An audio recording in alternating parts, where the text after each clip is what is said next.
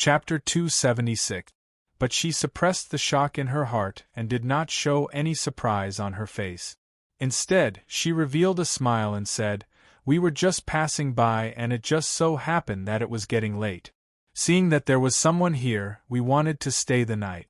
Is that okay?"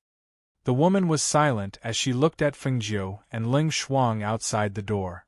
Then she looked at their mounts and hesitated. "Mother, mother, let this beautiful big brother and big sister stay here. Yang Yang likes beautiful big brother." The 4 or 5-year-old little guy pulled on his mother's sleeve and gently shook it. His young and tender voice was soft and his beautiful and clear eyes were filled with hope, pleading, and desire. It made people unable to refuse. When the woman saw this, she revealed a loving expression and patted the child's head. Then she said to Fengjiu and Ling Shuang, "Please come in. My humble home is simple and crude. If there is anything I can't call, please don't take offense." She opened the door and gestured for them to enter. Because the door was opened, Fengjiu and Ling Shuang could see that there was only one oil lamp on the table in the room. Then, "Sorry to disturb you." Fengjiu cupped his hands and bowed. He had Ling Shuang tie up Old White and the horse outside before he stepped into the room. Although the room was simple and crude, it was very tidy. Perhaps it was because there was little sunlight in the room, but the room was a bit cold, especially at night. "Big brother, do you want to drink water?" The little boy climbed onto a chair and looked at Fengjiu. He pointed at the water bottle on the table and said, "There is water in here. Yang Yang can drink it if he is thirsty." Fengjiu's gaze fell on the woman. He watched as she lightly walked towards the back. Her posture was gentle and her steps were light. Her actions revealed her good upbringing. It was obvious that she was not an ordinary woman from the countryside. But, in a place like this, how could there be such a family? She withdrew her gaze and calmed herself down. She looked at the little boy in front of her. Although he was an elf, his eyes were dark green. She sighed in her heart and asked, "Are you called Yang Yang? How old are you this year?" Yes, my name is Yang Yang. Big brother, today is Yang Yang's 4th birthday. Mother is cooking red eggs in the back for Yang Yang." The little boy leaned on the table and smiled as he looked at the handsome Fengjiu in red. He said crisply, "Big brother is so handsome. Yang Yang has never seen anyone more handsome than Big brother." "Oh, so today is your birthday?" She looked at the excited little boy with sparkling eyes in surprise. After thinking for a while, she took out a night pearl the size of a grape and handed it to him. She smiled and said, "Here, this is for you as a birthday present." "Wow, this bead is so beautiful. It's glowing." The little guy looked at the bead in surprise. He reached out to take it and happily slipped off the chair and ran to the back. He shouted excitedly, "Daddy, Mommy, Big brother gave me a glowing bead." At this time, Ling Shuang came to Fengjiu's side and looked behind. He lowered his voice and said, "Master, this place doesn't feel right. Are we really going to stay here?" There were only 2 families here.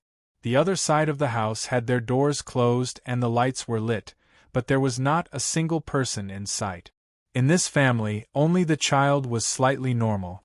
There was also something wrong with the woman. There was also the man of the house. They had not seen him since they entered. Logically speaking, this should not be happening.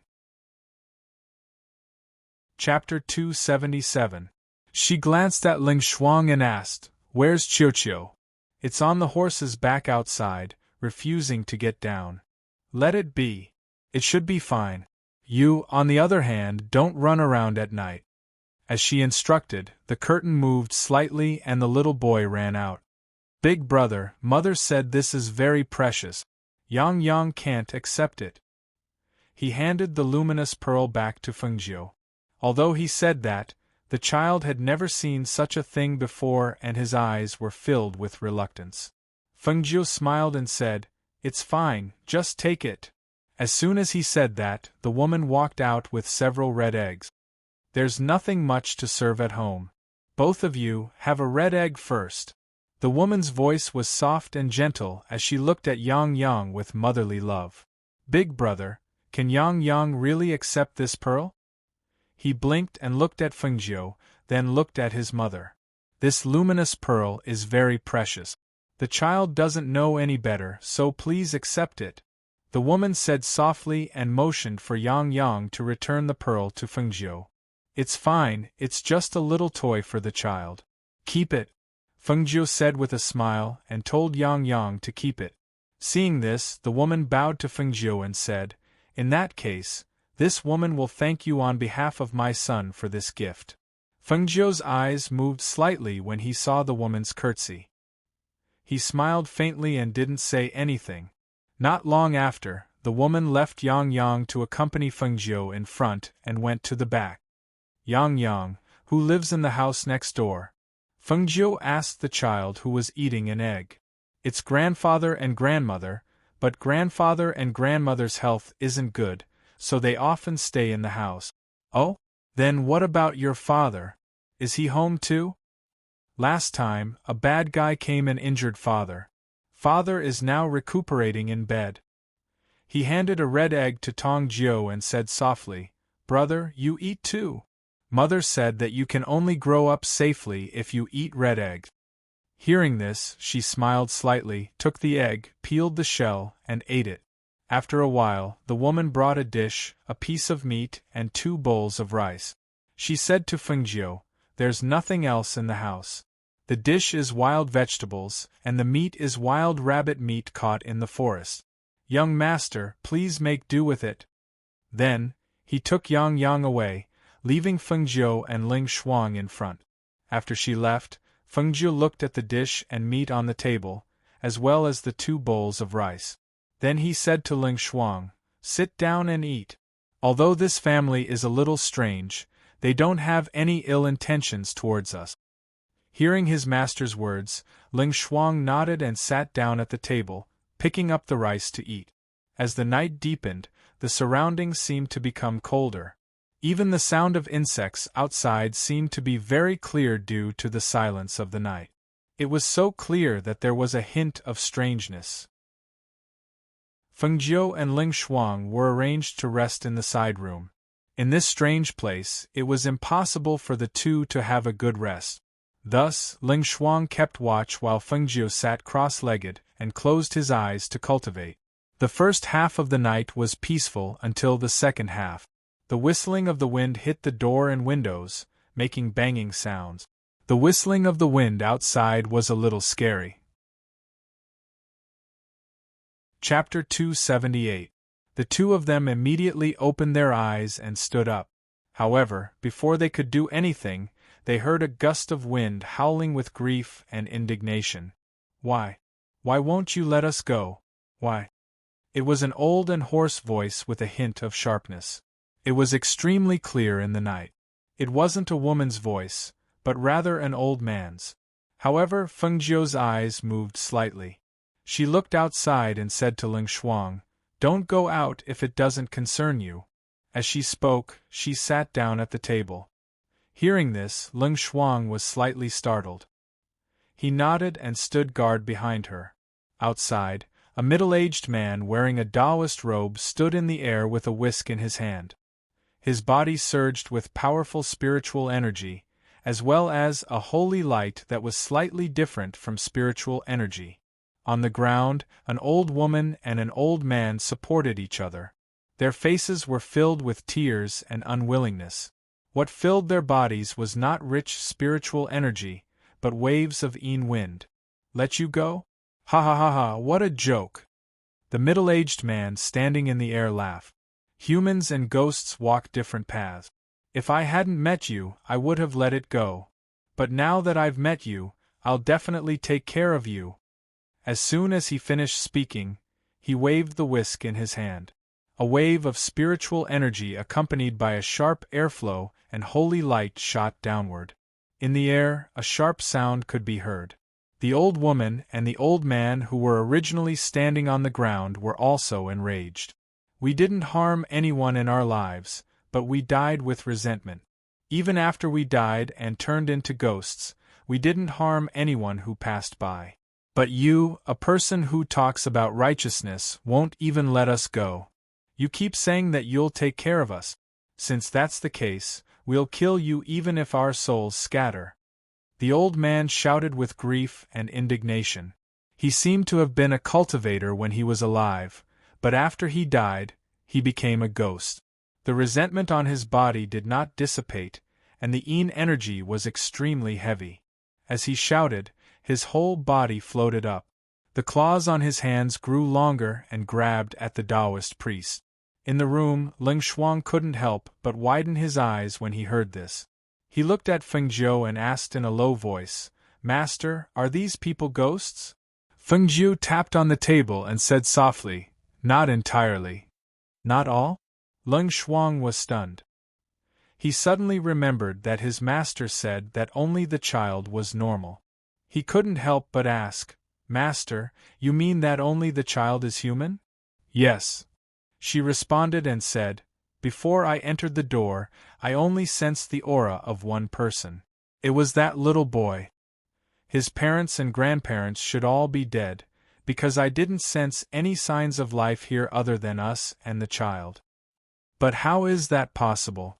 If it's a ghost, why would it have a child with it?" Ling Shuang felt incredulous. In this world, there were people, immortals, and naturally there were ghosts. It was because of the existence of these three things that the three realms were formed. I didn't see the other three ghosts, so I don't know what they are.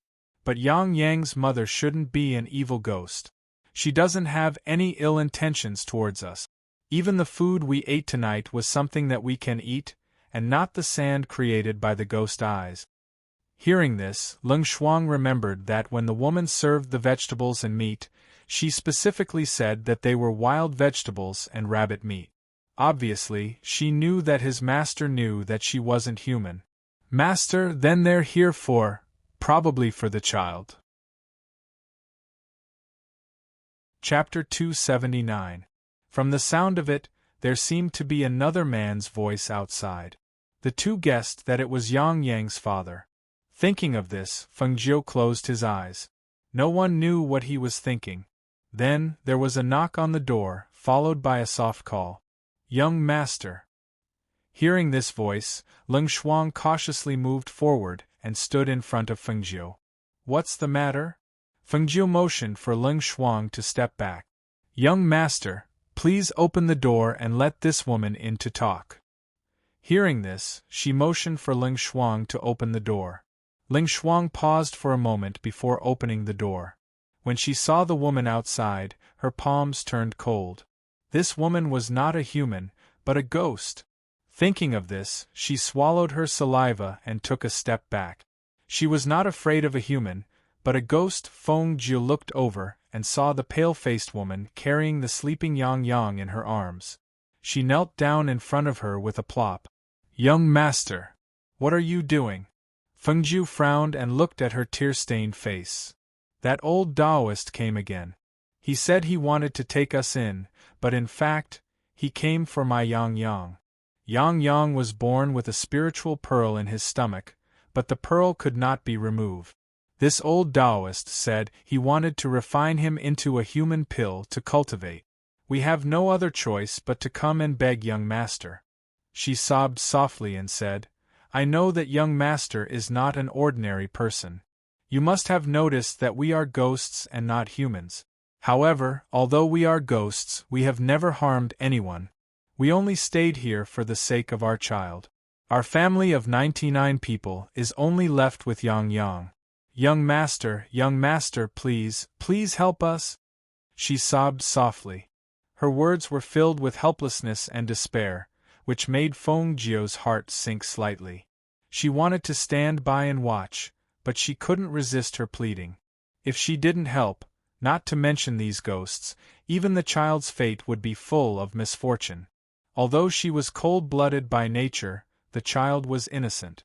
How could she bear to watch with folded arms? Her gaze fell on the child who was sleeping soundly.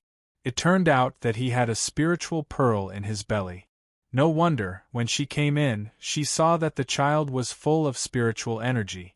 Although his face was pale and thin, he was able to stay alive while interacting with these ghosts. It turned out that it was because of the spiritual pearl. After a slight pause, she looked at the woman and asked, "How do you want me to help you?" Hearing this, the woman was delighted and hurriedly said, "I only ask that young master take my son away and let him grow up safely. Ling Shuang, take the child," she ordered softly, implying that she had agreed. "Thank you, young master. Thank you, young master." She hurriedly thanked and handed the child in her arms to Ling Shuang with a smile.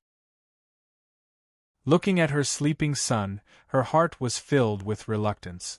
She looked deeply at the child and said to Fengjiu, "Young master, quickly leave from the back." With that, she ran out. Ling Shuang, who was holding the child, was startled and asked, "Master, are we really taking him back?"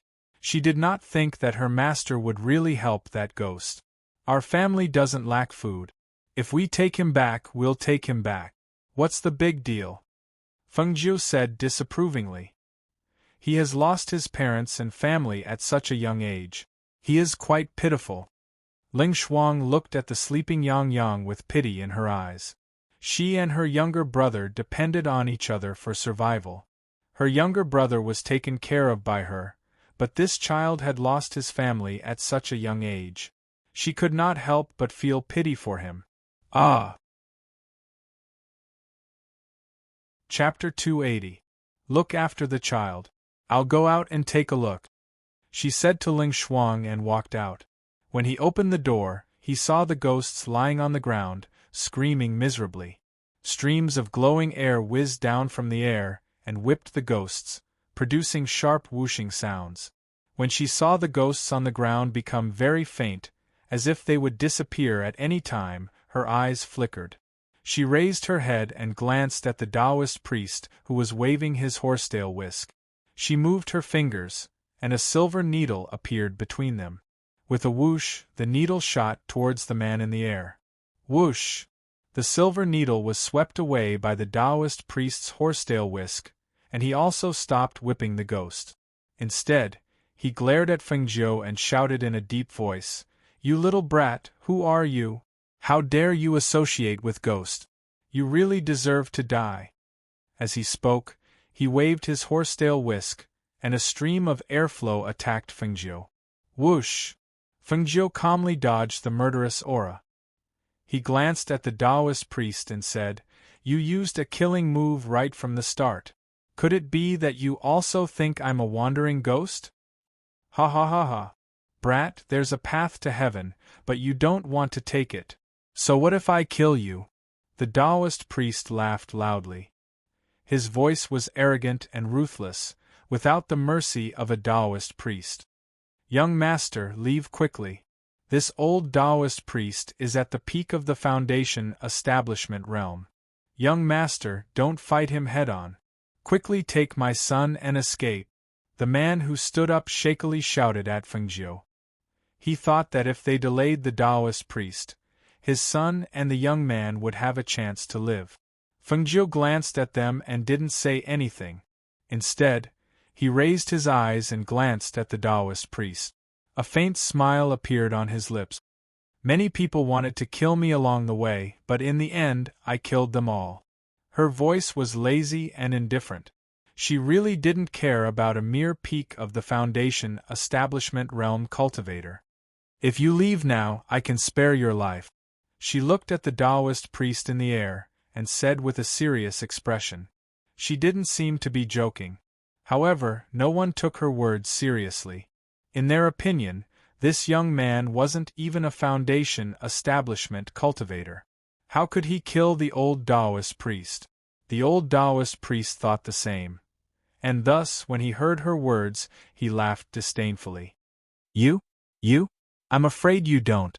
Before he could finish his sentence, he saw the red-robed man, who had been lying on the ground, suddenly rise up. A long sword with a cold light appeared in his hand. The red-robed man's eyes flashed, and in the next moment, he felt a pain in his chest. His entire body stiffened, and he looked at the red-robed man and the sword in his hand in shock and disbelief. Ching Feng sword. You! Bang! Fengjiu kicked the old Taoist priest and pulled out his sword. He looked at the old Taoist priest, who was falling to the ground, and sneered. I told you to leave, but you didn't. This is your fate. The old Taoist priest died before he could take a breath. Even in death, he didn't know who the young man in red was. Why was he holding the green-edged sword? He couldn't understand how a foundation establishment cultivator like him could be killed by a young man who hadn't even reached the foundation establishment realm. He couldn't accept that the young man attacked him without saying anything. He died with regret. Chapter 281. Fengjiu wiped the Qingfeng sword clean and put it back into the sword sheath with a whoosh. She walked forward and took everything from the Taoist priest. She didn't even let go of the whisk because it was a magic weapon. Even if she couldn't use it, she could sell it for money. Thank you, young master, thank you. The sound of gratitude behind her made Fengjiu turn around and see the four spirits kneeling on the ground with a face full of excitement. Get up. I still have something to ask you. She shot out a flame from her hand and burned the Taoist's body. Yes, what does young master want to ask? They helped each other to stand up. Their bodies were slightly translucent and their souls seemed to be unstable. Fengjiu looked at them and said, Ghosts are ghosts. I want to know, how did you manage to keep your souls from dispersing? If one of you condensed into a spirit due to hatred or worries, it would make sense, but you are a family of four, right? How did you all manage to keep your souls together? Young master, please follow us. As the four spoke, they brought her to the back of another house and dug out a piece of reddish-brown wood from the ground. To tell you the truth, young master, the reason why we were able to condense our souls and prevent them from dispersing was because 2 years ago, a Taoist priest asked for a cup of water to drink and we made him a vegetarian meal. He said that we had no evil in our hearts and only had good intentions. Seeing that my grandson Yang Yang was still an infant, he gave us a piece of divine soul wood so that we could rest in it and nourish our souls. He repeatedly told us not to harm anyone.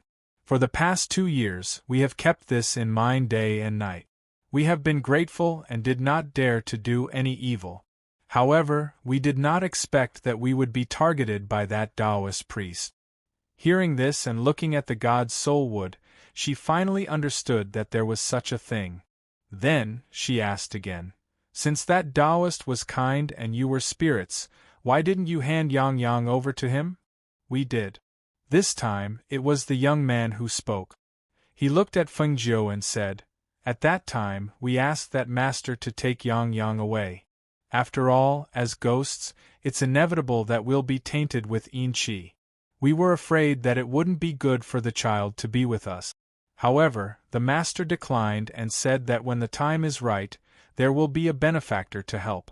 After tonight, we found out that the benefactor the master was talking about is actually young master.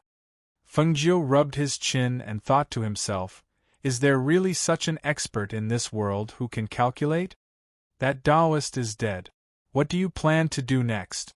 She looked at them and asked, Young master, please take Yang Yang away. We are ghosts. We can't be with him. The woman sobbed. Even though she was reluctant, there was nothing she could do. Young master, please take our grandson away. We can only repay young master's kindness in our next life. The old man and the old woman bowed to Fengjiu. The young man hugged the woman and said, As long as Yang Yang can live, it's more important than anything else. Young master, we'll leave Yang Yang in your hands. We don't have anything to give young master. That god's soul wood is a top-grade spiritual item. Young master, please take it with you. Hearing this, Fengjiu raised his eyebrows and glanced at them. The god's soul wood was indeed a good item. It was an ancient divine wood. The Taoist who left it behind was quite generous to leave them such a piece of God's soul wood. However, she was a person with principles. She wasn't someone who would accept everything. Chapter 282. When he said this, the four of them were stunned. Their eyes were filled with disbelief. Young master, you're saying that there's a technique that ghosts can cultivate? Was this real or fake? After all, ghost cultivators' techniques were much harder to find than cultivators' techniques. When they were still alive, they had only heard of it but had never seen it. If they had a technique that could allow them to cultivate into ghost cultivators, they would not have to worry about running out of Qi and not being able to survive in this world. Furthermore, once ghost cultivators reach a certain level of cultivation, they would not be afraid of the sun's rays. Even during the day, they would be able to go out and walk around freely. It goes without saying that this was an irresistible temptation to them. Not only could they become ghost cultivators, they could also protect Yang. This was something that they had never dared to imagine. That's right. Fengjiu nodded in response and said seriously, however, if you follow me, you must serve me as your master and not harm others. Otherwise, I will destroy your souls even without anyone else taking you in. We're willing to serve you as our master. We'll never betray you. If we go back on our words today, we're willing to be struck by lightning and have our souls destroyed, never to be reincarnated. The four of them knelt down respectfully and spoke excitedly. To them, whether it was serving the person in front of them as their master or being able to cultivate into ghost cultivators, there were only benefits and no disadvantages. Even if he did not have a technique for them to cultivate, they would never betray him just because he had saved them today. Alright, you can return to the God's Soul Wood to recuperate. I have a mountain villa that you can guard and cultivate there. As for Yang, since you've left her to me, don't go near her until you can control your Qi skillfully. Yes. The four of them replied. I still don't know your names? She asked as she looked at them. Master, I'm Zhao Yuhe. This is my wife, Lin Xinhui. This is my father, Zhao Digao, and my mother, Fan Wan. Hearing this, Fengjiu said, I'm Fengjiu. That's all. Anyway, it's going to be daybreak soon. Let's leave. As she spoke, she went outside. Ling Shuang carried the sleeping Yang and waited beside Lao Bai. Qiu, who was lying on the horse, glanced at them lazily before closing his eyes and going back to sleep. She took out a spaceship and threw it into the air. As the spaceship grew bigger, she said to Ling Shuang, carry Yang to the room inside first. Yes. Ling Shuang acknowledged and boarded the spaceship first. After settling Yang down, he came down and blindfolded the horse and tied it to the spaceship. He then brought Lao Bai aboard as well. When the Zhao family members saw the flying ship, they couldn't help but swallow their saliva. It was actually a spaceship, and such a luxurious one at that. What was the background of the master they were following? You guys go into the Divine Soul Wood. Fengjiu gestured for them to return to the Divine Soul Wood. The four of them acknowledged and then turned into 4 rays of light that entered the Divine Soul Wood. Fengjiu brought them onto the spaceship and they headed towards the country of Glorious Sun 2 days later.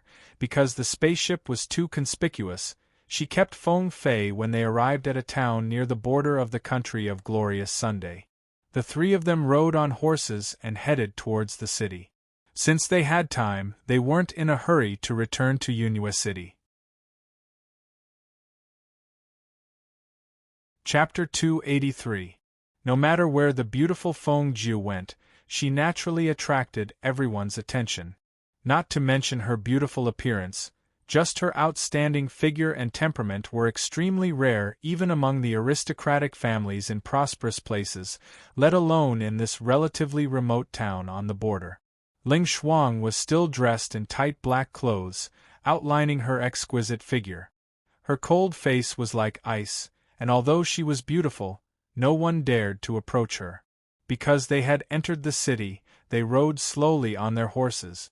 Yang, who was sitting in front of Fengjiu, looked around curiously with a face full of curiosity. Fengjiu turned her head slightly and said, Ling Shuang, we'll wait for you at the wonton stall in front. Go buy some dry rations so we can eat on the way. Also, buy some pastries and snacks for Yang Yang. Yes. Leng Shuang responded and rode forward with her legs clamped on the horse. Feng Jiu and Yang Yang went to the wonton stall not far ahead and ordered 2 bowls of wontons to eat as they waited. Elder sister Feng, the city is so beautiful. There are so many things that Yang Yang has never seen before. The little guy looked at her with bright eyes, and his entire body was filled with joy. Elder sister's house is even more beautiful. She smiled and rubbed his little head, saying, "Hurry up and eat. Once you're done, we'll be on our way." And then, the little guy nodded excitedly and used a spoon to eat his wontons. Along the way, Yang Yang's obedient and sensible behavior made her very fond of him.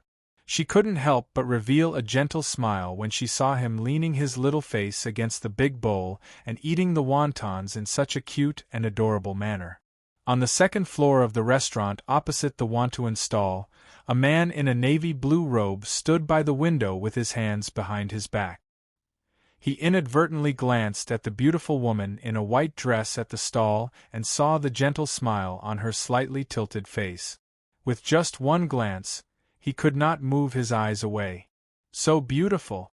Even though he had seen many beauties, he had to admit that this white-clothed woman really gave him a breathtaking feeling. Looking at her sitting in that simple and crude place, her posture was languid and casual, but under her languid and casual attitude, there was a calmness and elegance that could not be ignored that came from her bones.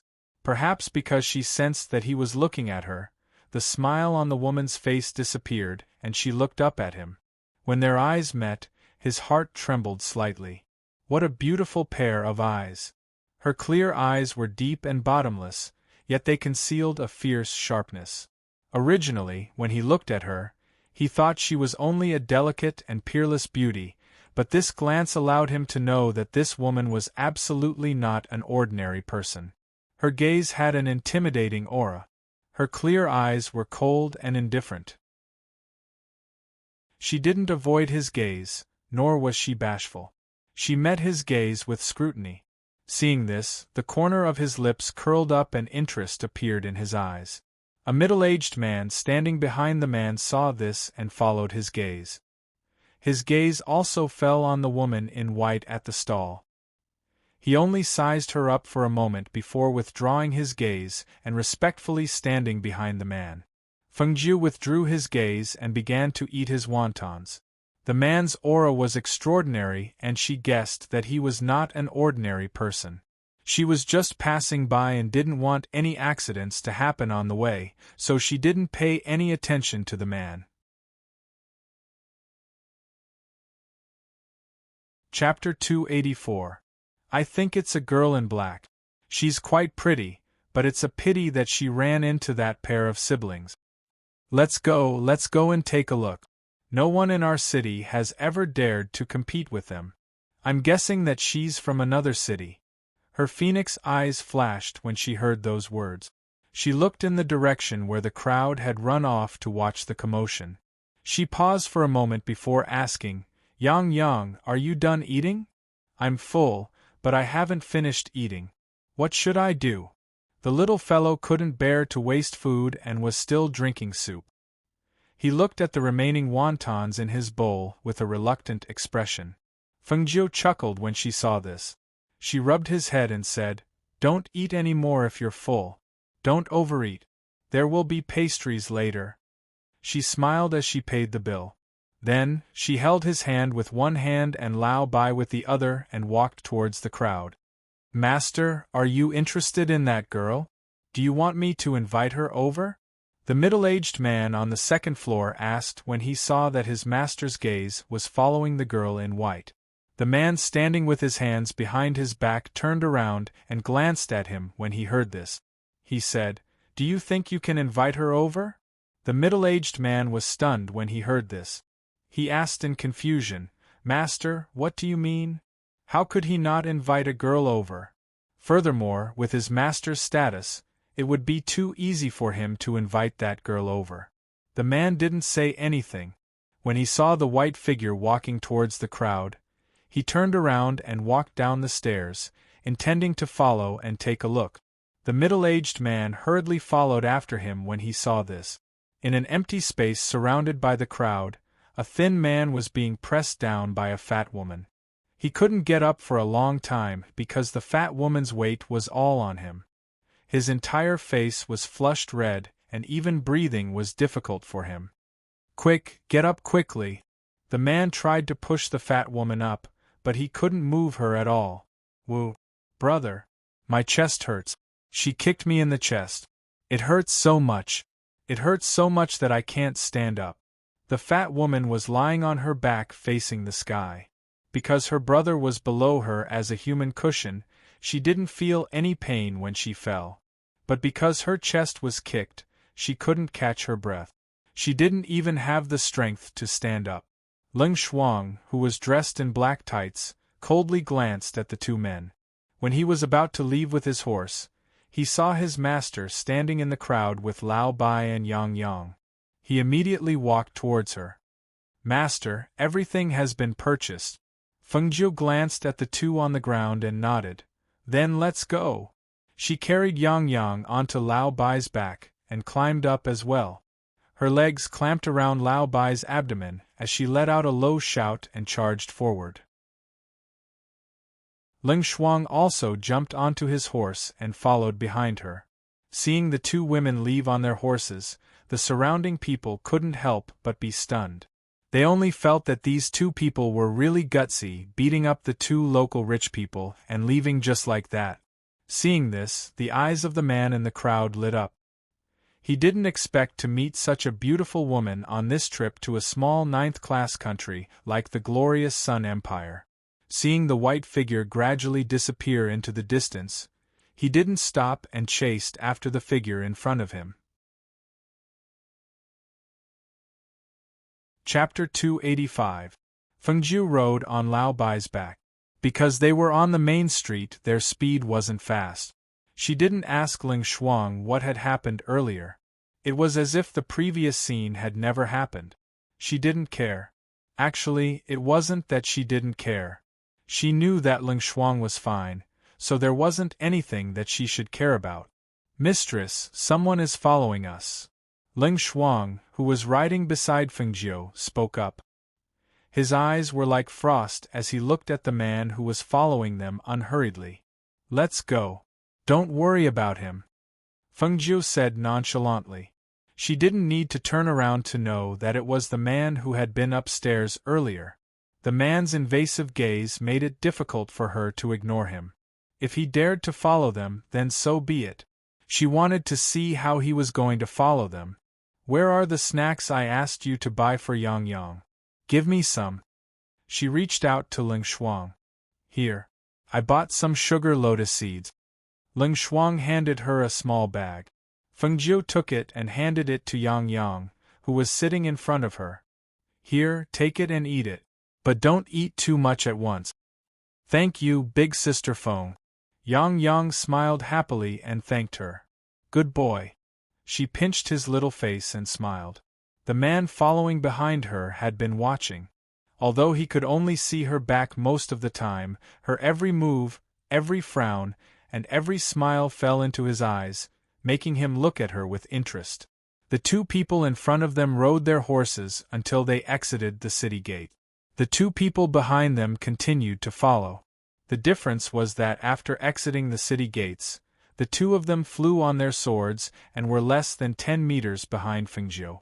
Fengjiu didn't take them seriously, and Ling Shuang didn't pay any attention to them either, because they just followed her and didn't do anything else. Even so, she was still on guard. Just like that, the group moved forward in this strange way. Fengjiu, who was at the front, gently raised her hand to tuck a strand of hair behind her ear. Feeling the light breeze blowing against her face, a faint light flashed across her eyes, and the corner of her mouth curled up into a strange smile. About the time it takes for half an incense stick to burn past. Suddenly, the sound of two heavy objects falling to the ground and two muffled groans came from behind. Bang! Bang! Yes! Leng Shuang had been paying attention to his back the entire time, so when he saw the flying sword fall from a height of more than 2 meters without warning, he couldn't help but feel a little surprised. She looked at her master and saw the smile on her master's face. Only then did she understand that it was her master who had done it. "Master, are you all right?" The middle-aged man's expression changed slightly. He was extremely shocked by the sudden disappearance of his spiritual aura. After falling to the ground, he didn't care about the mud and dust on his body and hurriedly looked around vigilantly. The man was also extremely shocked. He looked in astonishment at the white figure in front of him, who had turned around on her horse. He only felt that it was inconceivable. He had been careless. He didn't think that this woman would have such great ability. She didn't even need to turn around or attack them, but she was able to make them lose all their spiritual aura without them noticing. Could it be that she was a pharmacist? But that was impossible. How could a small 9th-ranked country like the glorious Sun Empire produce such a noble pharmacist? Then, there was only one other possibility.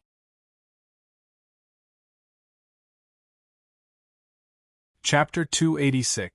Feng Jiu sat on Lao Bai's back and looked down at the 2 men on the ground. His voice was lazy and cold. "You'd better not follow me. Otherwise, it won't be so simple next time." After giving the warning, he turned around and clamped his legs around Lao Bai's abdomen as he shouted. Lao Bai quickly ran forward. Leng Shuang immediately rode his horse and chased after him. Not long after, the 2 disappeared from the sight of the 2 men on the ground. "Master, this woman is indeed not an ordinary person." The middle-aged man saw them riding away and could not help but breathe a sigh of relief. To be able to take down the 2 of them so silently was really out of his expectations. The man laughed and a dark light flashed across his eyes. "I told you she was not ordinary. This proves that my taste is not bad. I'm just glad that she didn't try to kill us. Under such circumstances, if she wanted to kill them, they would most likely be doomed." The man glanced at him and said, "She doesn't even know who we are and we have no grudges with her. Why would she kill us?" His voice paused and the corners of his lips curled up. A determined look appeared in his eyes as he said, "I just didn't expect that a small tier 9 country like the country of Glorious Sun would have such a beautiful woman. It's really unforgettable." Yes, in just a short encounter, this woman had aroused his desire to have her. The first thing that attracted his attention was her peerless beauty, followed by her temperament, as well as the hidden sharpness in her eyes. What he did not expect was that she would be able to take down the 2 of them without making a sound, and without any effort at all. This scheming and this method made him, who originally only had the intention of hunting her, really want to do it. This woman, he wanted to have her. He thought that if he could conquer this proud and aloof woman, he would definitely feel a great sense of accomplishment. Feng Jiu did not know what this man was thinking. If he knew, he would probably come back and stab him. The 2 of them supported each other to the side of the road and sat down to rest. After about 2 hours, the effects of the medicine dissipated and the spiritual energy in their bodies recovered. "Master, should we return to Qingting Kingdom first?" The middle-aged man looked at him and asked. The man pondered for a moment and said, Let's go back first and send someone to investigate that woman's identity." "Yes," the middle-aged man replied helplessly. Although he felt that it was best not to provoke that woman, since his master was interested, he could only do as he was told.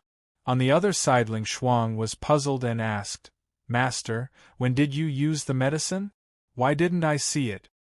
At that time, the person behind her had been staring at her, so how did she manage to not be noticed? Feng Jiu curled his lips and smiled. "If you saw it, how could you make them fall for it?" She looked at the road ahead and said, "When we reach Yunhua City, take the Divine Soul Wood to Mahogany Dock. Have them guard that place. Also, call your younger brother back to the Feng Manor. Hearing this, a faint smile appeared on Ling Shuang's face. Yes. Thinking of her younger brother, her heart softened.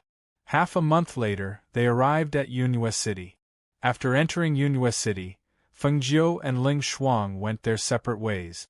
Ling Shuang rode his horse to Mahogany Dock, while she rode Lao Bai to bring Yang Yang and Qiu to the Feng Manor.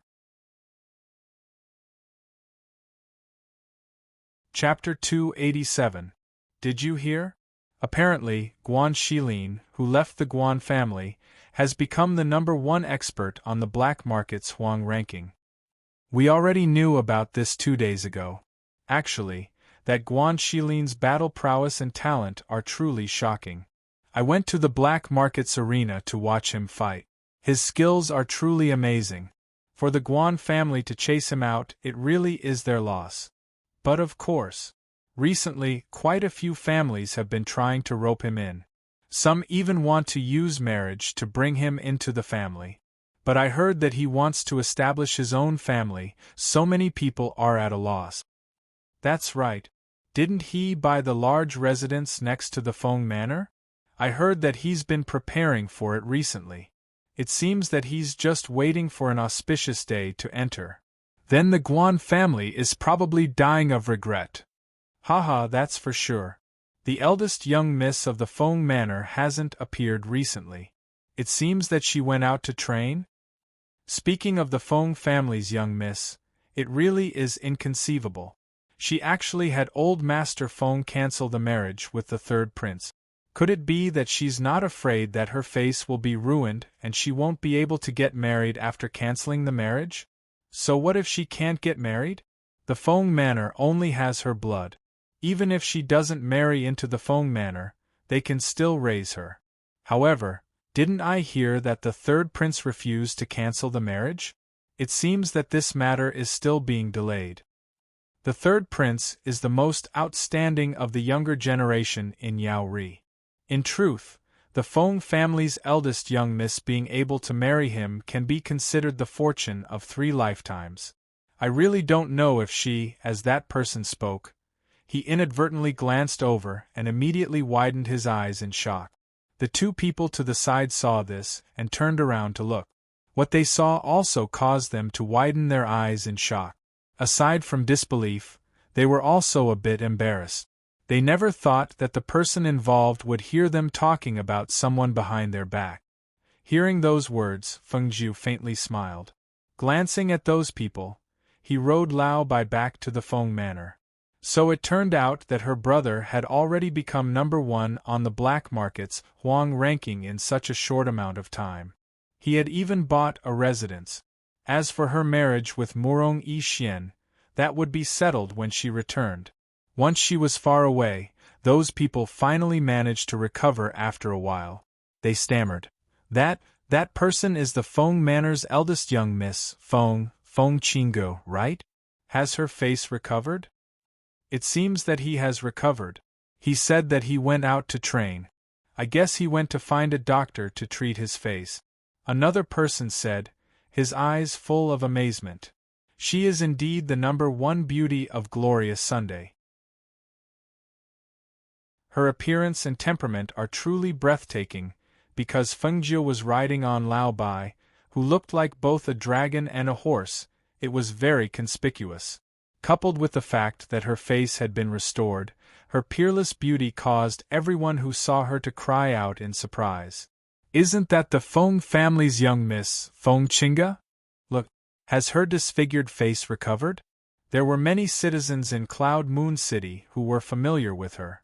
Along the way to the Feng Manor, everywhere she went, the citizens would exclaim and discuss. Do you know? The Feng family's young miss, Feng Qinggu, had returned. Her face has also recovered. Word of mouth spread like wildfire, and it didn't take long for everyone to hear the news. Inside Murong Yi Xian's manor, Murong Yi Xian stood up from behind the desk. His eyes were filled with surprise as he looked at the guard and asked, You said Qinggu has returned? Yes, the Feng family's eldest young miss has returned. Because she was riding a strange horse on the streets, many people saw her. Also, her disfigured face has recovered. Chapter 288. Before she reached the Feng Manor's gates, her family, who had heard that she had returned, were already waiting outside with joyous expressions. Feng Shao supported the old man as he waited outside. His eyes were filled with joy as he occasionally looked towards the main street and excitedly chattered. This child really is something. Even when she goes out, she acts first and reports later. These past few days, I haven't been able to sleep well. Every day, I've been worried about whether or not she would run into any danger outside. If she had brought the phone guards with her, that would have been fine, but she only brought that girl, Leng Shuang. Fortunately, she has returned safely. I can finally put down the heavy stone in my heart. TSK. You only have this bit of ambition. The old man glared at him, but his face was filled with a smile. The joy and excitement that came from the bottom of his heart infected everyone at his side, causing everyone to look forward to the eldest young miss' return. She's coming, she's coming. The eldest young miss has returned. A servant shouted in joy, pointing at the white figure that had appeared on the main street. Because she was riding Lao Bai and was slowly approaching from a high place, everyone saw her as soon as she appeared. After everyone rejoiced, they saw that the eldest young miss' ruined face had truly recovered its former beauty. They could not help but shout in joy. Elder Master, Master, the eldest young miss' face has truly recovered. Ha ha ha, Phone Girl has returned. Quickly, quickly set off the firecrackers. The old man happily shouted. Following his voice, the sound of firecrackers began to crackle in front of the Feng Manor's gates. It immediately attracted the surrounding people to gather around, and they all looked around curiously. Fengjiu, who was riding Lao Bai, could see the joyous expressions of his family from a distance. He could not help but reveal a smile. Seeing that they were setting off firecrackers in front of the gate, a joyous and lively atmosphere immediately filled the air. Yang Yang, who was sitting in front, saw this lively scene and leaned back slightly. Grabbing his sleeve, he was both happy and a bit timid. Sensing his uneasiness, Fengjiu smiled and gently patted his little head. Only then did he look at the two people coming over and call out, "Grandfather, father, I've returned. You child, how could you leave without discussing it with your father? Father has been worried about you all this time. It's good that you're back now." He went forward to hold Lao Bai's hand. When he saw the child sitting in front of him, he asked in surprise, "Where did this child come from?" Fengjiu dismounted and carried Yang Yang down. "Why are you asking so many questions? They were still on the streets. Come on, let's go home first." The old master glared at Feng Shao and ordered his men to take the horse away. Who would have thought that the guards would not be able to drag old White at all? "Young miss, we can't drag this horse away." The guard rubbed his nose and said embarrassedly. Hearing this, Fengjiu chuckled. He stroked Lao Bai's head and whispered a few words into his ear. Lao Bai wagged his tail and then stomped his hooves to walk away. As for Chiu Chiu, who was mixed in with the crowd, he had already run inside and wandered around the Feng Manor. "Ha ha, this horse is not bad, but it looks a little strange." Feng Shao laughed loudly. Looking at the white horse that was shaped like a dragon, he was a bit curious as to what breed it was. "Grandfather Feng, Uncle Feng." The young voice was a bit timid as he called out. The old master and Feng Shao were startled. Seeing the child leaning against the Feng girl's side, his clear eyes carried a trace of unease and fear. The two could not help but smile and praise him. "Good child, let's go inside first." Chapter 289. Qing Go. The sound of Qing Ji's voice caused everyone who had already stepped through the door to pause their steps and turn back to look. Seeing the purple-robed noble figure standing not far from the Feng Manor, everyone could not help but look towards the white-robed Feng Qing Go, who had an extremely beautiful appearance and a cold body.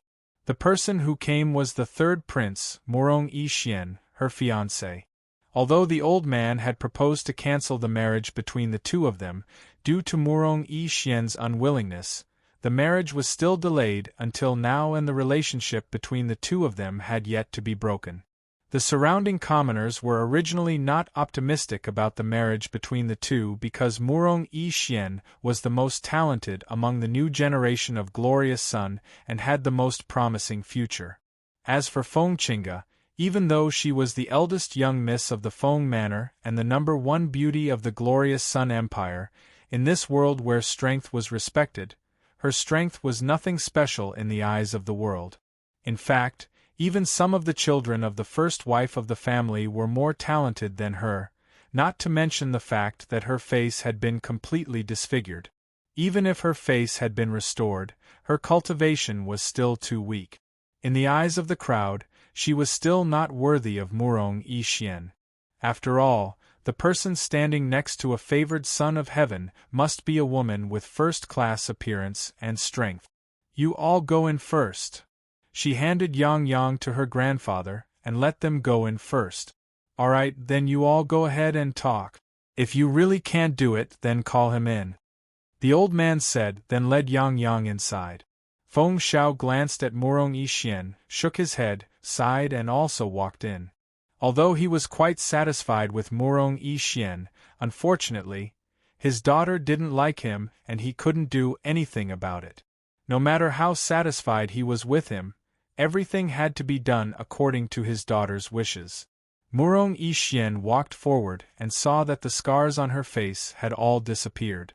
Her complexion had returned to its previous smooth and flawless appearance. Looking at such a beautiful but distant her, his heart ached slightly, but a gentle smile appeared on his face. There's a tea house not far ahead. Let's go and have a drink. Fengjiu glanced at him and saw that there were many commoners watching them. He nodded and followed him to a room on the second floor of the tea house not far away. In the room, the atmosphere was slightly stiff. There was no intimacy between lovers, no shyness, and no infatuation. The two of them sat at the table and Murong Yi Xian poured tea for her. Looking at her indifferent and distant expression, he narrowed his eyes slightly to hide the pain in his eyes and stared at the tea in his hand. Grandfather Feng went to find my father to ask about canceling the marriage, but I didn't agree. Fengjiu picked up the teacup and took a sip. When he heard this, his eyes moved slightly. He glanced at him and said, I've already told you about the engagement. We're not suitable for each other. There's no point in dragging it out. Not suitable? He raised his eyes to look at her indifferent expression and smiled bitterly. We can be said to be childhood sweethearts. How can we not be suitable? I know you must be angry because I didn't recognize you back then. I also know that it was my fault. But Qinga, can't you give me another chance? Feng Jiu shook her head with a smile when she heard this. Her clear eyes were sharp as if she had seen through everything, and her clear and unhurried voice sounded out from her mouth in a neither fast nor slow manner, and it struck mercilessly at his heart. Chapter 290. Hearing this, Murong Yi Xian's hand trembled as he held onto the teacup. Under her gaze, he slowly lowered his gaze and his face paled slightly. Seeing his expression, she tugged at the corner of her mouth and said, Since you know, why pretend that you don't know anything? Perhaps the previous Feng Qinga had fallen in love with you, but I, Fengjiu, will not. You are like a stranger to me, so I must cancel this marriage. Fengjiu? He raised his eyes and looked at her. That's right, I'm Fengjiu. I can also be called Feng Qinga, but I'm definitely not the Feng Qinga who had fallen in love with you. Hearing this, his lips moved as if he wanted to ask something, but in the end, he did not ask anything. He brought the teacup to his lips and took a sip, calming his heart. After a long while, he said, I understand. I agree to cancel this marriage. That would be for the best. The corner of her lips curled up, revealing a smile. Seeing her face overflowing with joy, his eyes flashed and said, I want to get to know you again. Under her stunned gaze, he revealed a gentle smile. You're right.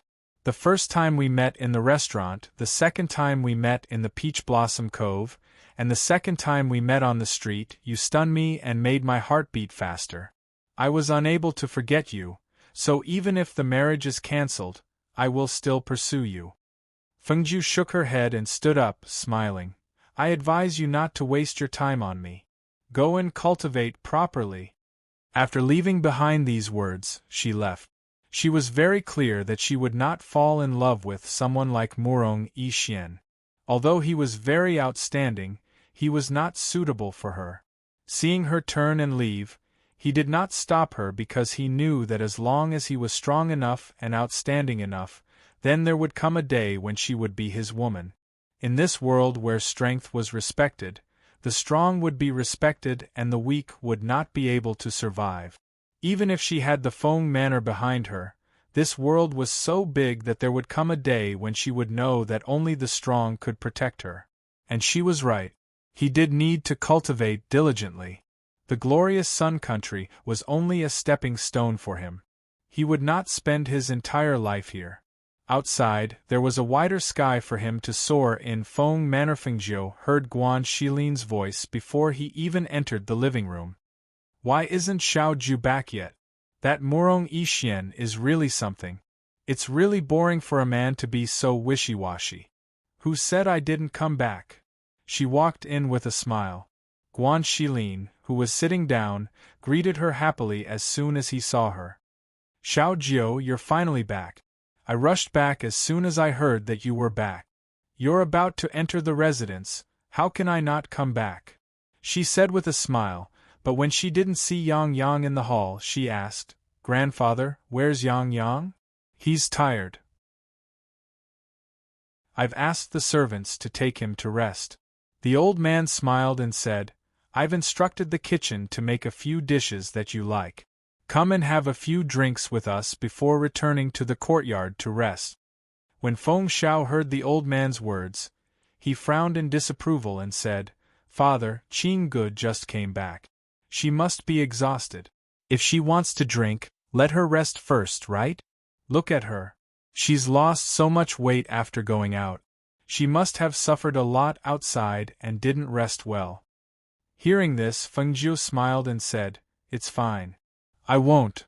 Before he could finish, he was interrupted. Chapter 291. Seeing this, the old man stroked his beard and laughed as he waved his hand. Ha ha ha, all right, we'll do as you say. Go, little Feng. Have a good rest. Tonight, you must accompany your grandfather for a few drinks. All right, then I'll go back and rest. She chuckled and took 2 steps before stopping. She turned back to look at them and walked back with a smile. You haven't given me the present yet. Child, why did you bring us a present when you went out for training? Feng Xiao shook his head and smiled. He felt that it was good enough that she came back safely and did not care much about the present. However, when he saw what she took out, his eyes widened in disbelief. This is the red jade coral? Where did you get this? In an instant, countless thoughts flashed through his mind. Looking at the precious red jade coral in front of him, he only felt that this present was too good. One had to know that this thing was a priceless item. Aside from being an ornamental item, it could also be used for cultivation. Even in the imperial family, he had only seen such a small pot, but his daughter had brought back such a large pot for him. Just thinking about it made him excited. Fengjiu smiled and squinted his eyes. Father, this is for you. As he spoke, he looked at his grandfather who was smiling at the side and took out a wine gourd and handed it to him. Grandfather, this is the spiritual wine that I specially brought back for you. I've tasted it. The taste is mellow and the aftertaste is endless. Moreover, this wine gourd is a treasure that can hold 500 kilograms of wine. In the future, if you want to drink wine, you don't have to worry about not having enough. Ha ha ha ha, good. Little Feng still has my heart. You know that my favorite thing is wine. The old man happily took the wine gourd and could not wait to open the lid of the gourd to smell the wine. He took a deep breath and closed his eyes slightly with an intoxicated expression. It's so fragrant, and it has such rich spiritual energy. Even in the entire country of glorious sun, you can't find such good wine. Really? Let me try a sip. When Feng Xiao heard this, he went forward. Unexpectedly, the old man hugged the gourd in his arms and waved him away. Go, go, go. My good granddaughter brought this back for me. You also have that gift. Don't think about it. Feng Jiu's eyes softened as she watched the two of them laughing and joking around. This kind of family was really good. It was simple and warm. Although the population was small, everyone valued kinship. She had not experienced the kinship in her previous life, but she had all of it here. Brother, this is for you. She smiled as she took out the 8 trigrams plate and handed it to him. Guan Shilin was slightly taken aback and said in surprise, I get a gift too? Hearing this, Feng Jiu couldn't help but chuckle. Of course, you're also part of my family. Grandfather and father both have a share, so how could you not have one? She smiled as she looked at the item in his hand. She didn't know what it was, so she said, This is an 8 trigrams plate. It's a transcendent artifact. It can be used to fly, and it can also be used to fight enemies. Hearing her words, Guan Shilin picked up the 8 trigrams plate and played with it. His face was filled with joy. Then I'll be returning to my courtyard first. She smiled as she spoke. Only then did she walk into her courtyard. When evening came, Ling Shuang and Ling Hua both returned. Dinner was being prepared in the manor. The servants coming and going busily made the entire Feng manor seem very lively. Chapter 292. All right. Ling Hua replied and headed towards the backyard when she saw her master walking out with a yawn. Seeing this, she called out, Master. Feng Jiu replied.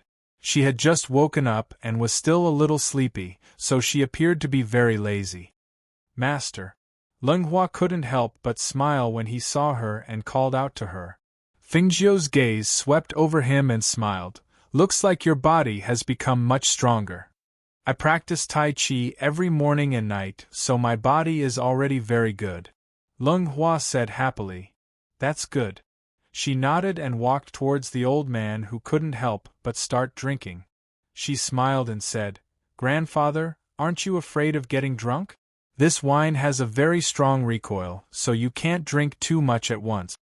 Ha ha ha, it's fine, it's fine. I can hold my liquor well. The old man laughed and took another sip of wine. He waved his hand and called out, Since everyone is here, let the servants serve the dishes. Come, come, everyone, come and sit. Big Sister Feng. Yang Yang ran over and hugged her leg, his face full of joy. Big Sister Feng's house is really beautiful. Uncle Feng even took Yang Yang to see the fish. Hearing this, Feng Jiu chuckled and stroked the little guy's head. It's good that you like it. You have to be obedient here, understand? Yes, yes, Yang Yang will be obedient. He nodded his head heavily and replied in a crisp voice. That night, the whole family gathered together happily, eating and chatting. It wasn't until the night gradually darkened that they all dispersed, somewhat tipsy. 2 days later the news of Murong Yixian and Feng Qingge's engagement being annulled spread throughout Yunhua City. Once the news spread, some people rejoiced in their misfortune while others clapped their hands and cheered. It could be said that most people didn't think highly of their engagement. Now that the engagement was annulled, everyone was secretly happy. After all, from their point of view, Feng Qingge wasn't worthy of a genius like the third prince. For a man like him, the power behind the woman by his side and her own strength must be extremely outstanding. Otherwise, looks alone would be useless. Everyone felt that Feng Qingge wasn't worthy of Murong Yixian. Only the people of Feng Manor felt that Murong Yixian wasn't worthy of Feng Qingge. Thus, when the commoners outside were discussing this, the guards and servants in Feng Manor were all indignant. From their point of view, the eldest young miss was stronger than anyone else. More than anyone else. Feng Jiu, who was in the courtyard, didn't take this matter to heart. She only needed to know that the engagement was cancelled. At this time, all her thoughts were on the book in her hand. She had carefully studied it for 2 days. There were also some elixirs in her space.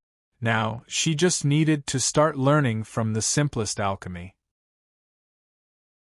If she wanted to break through to the foundation establishment stage, she needed a foundation establishment pill. It was too impractical to buy one. Not to mention that it was difficult to find a foundation establishment pill in the country of glorious sun. Even if there was one, she felt that it wouldn't be as reassuring as one that she refined herself.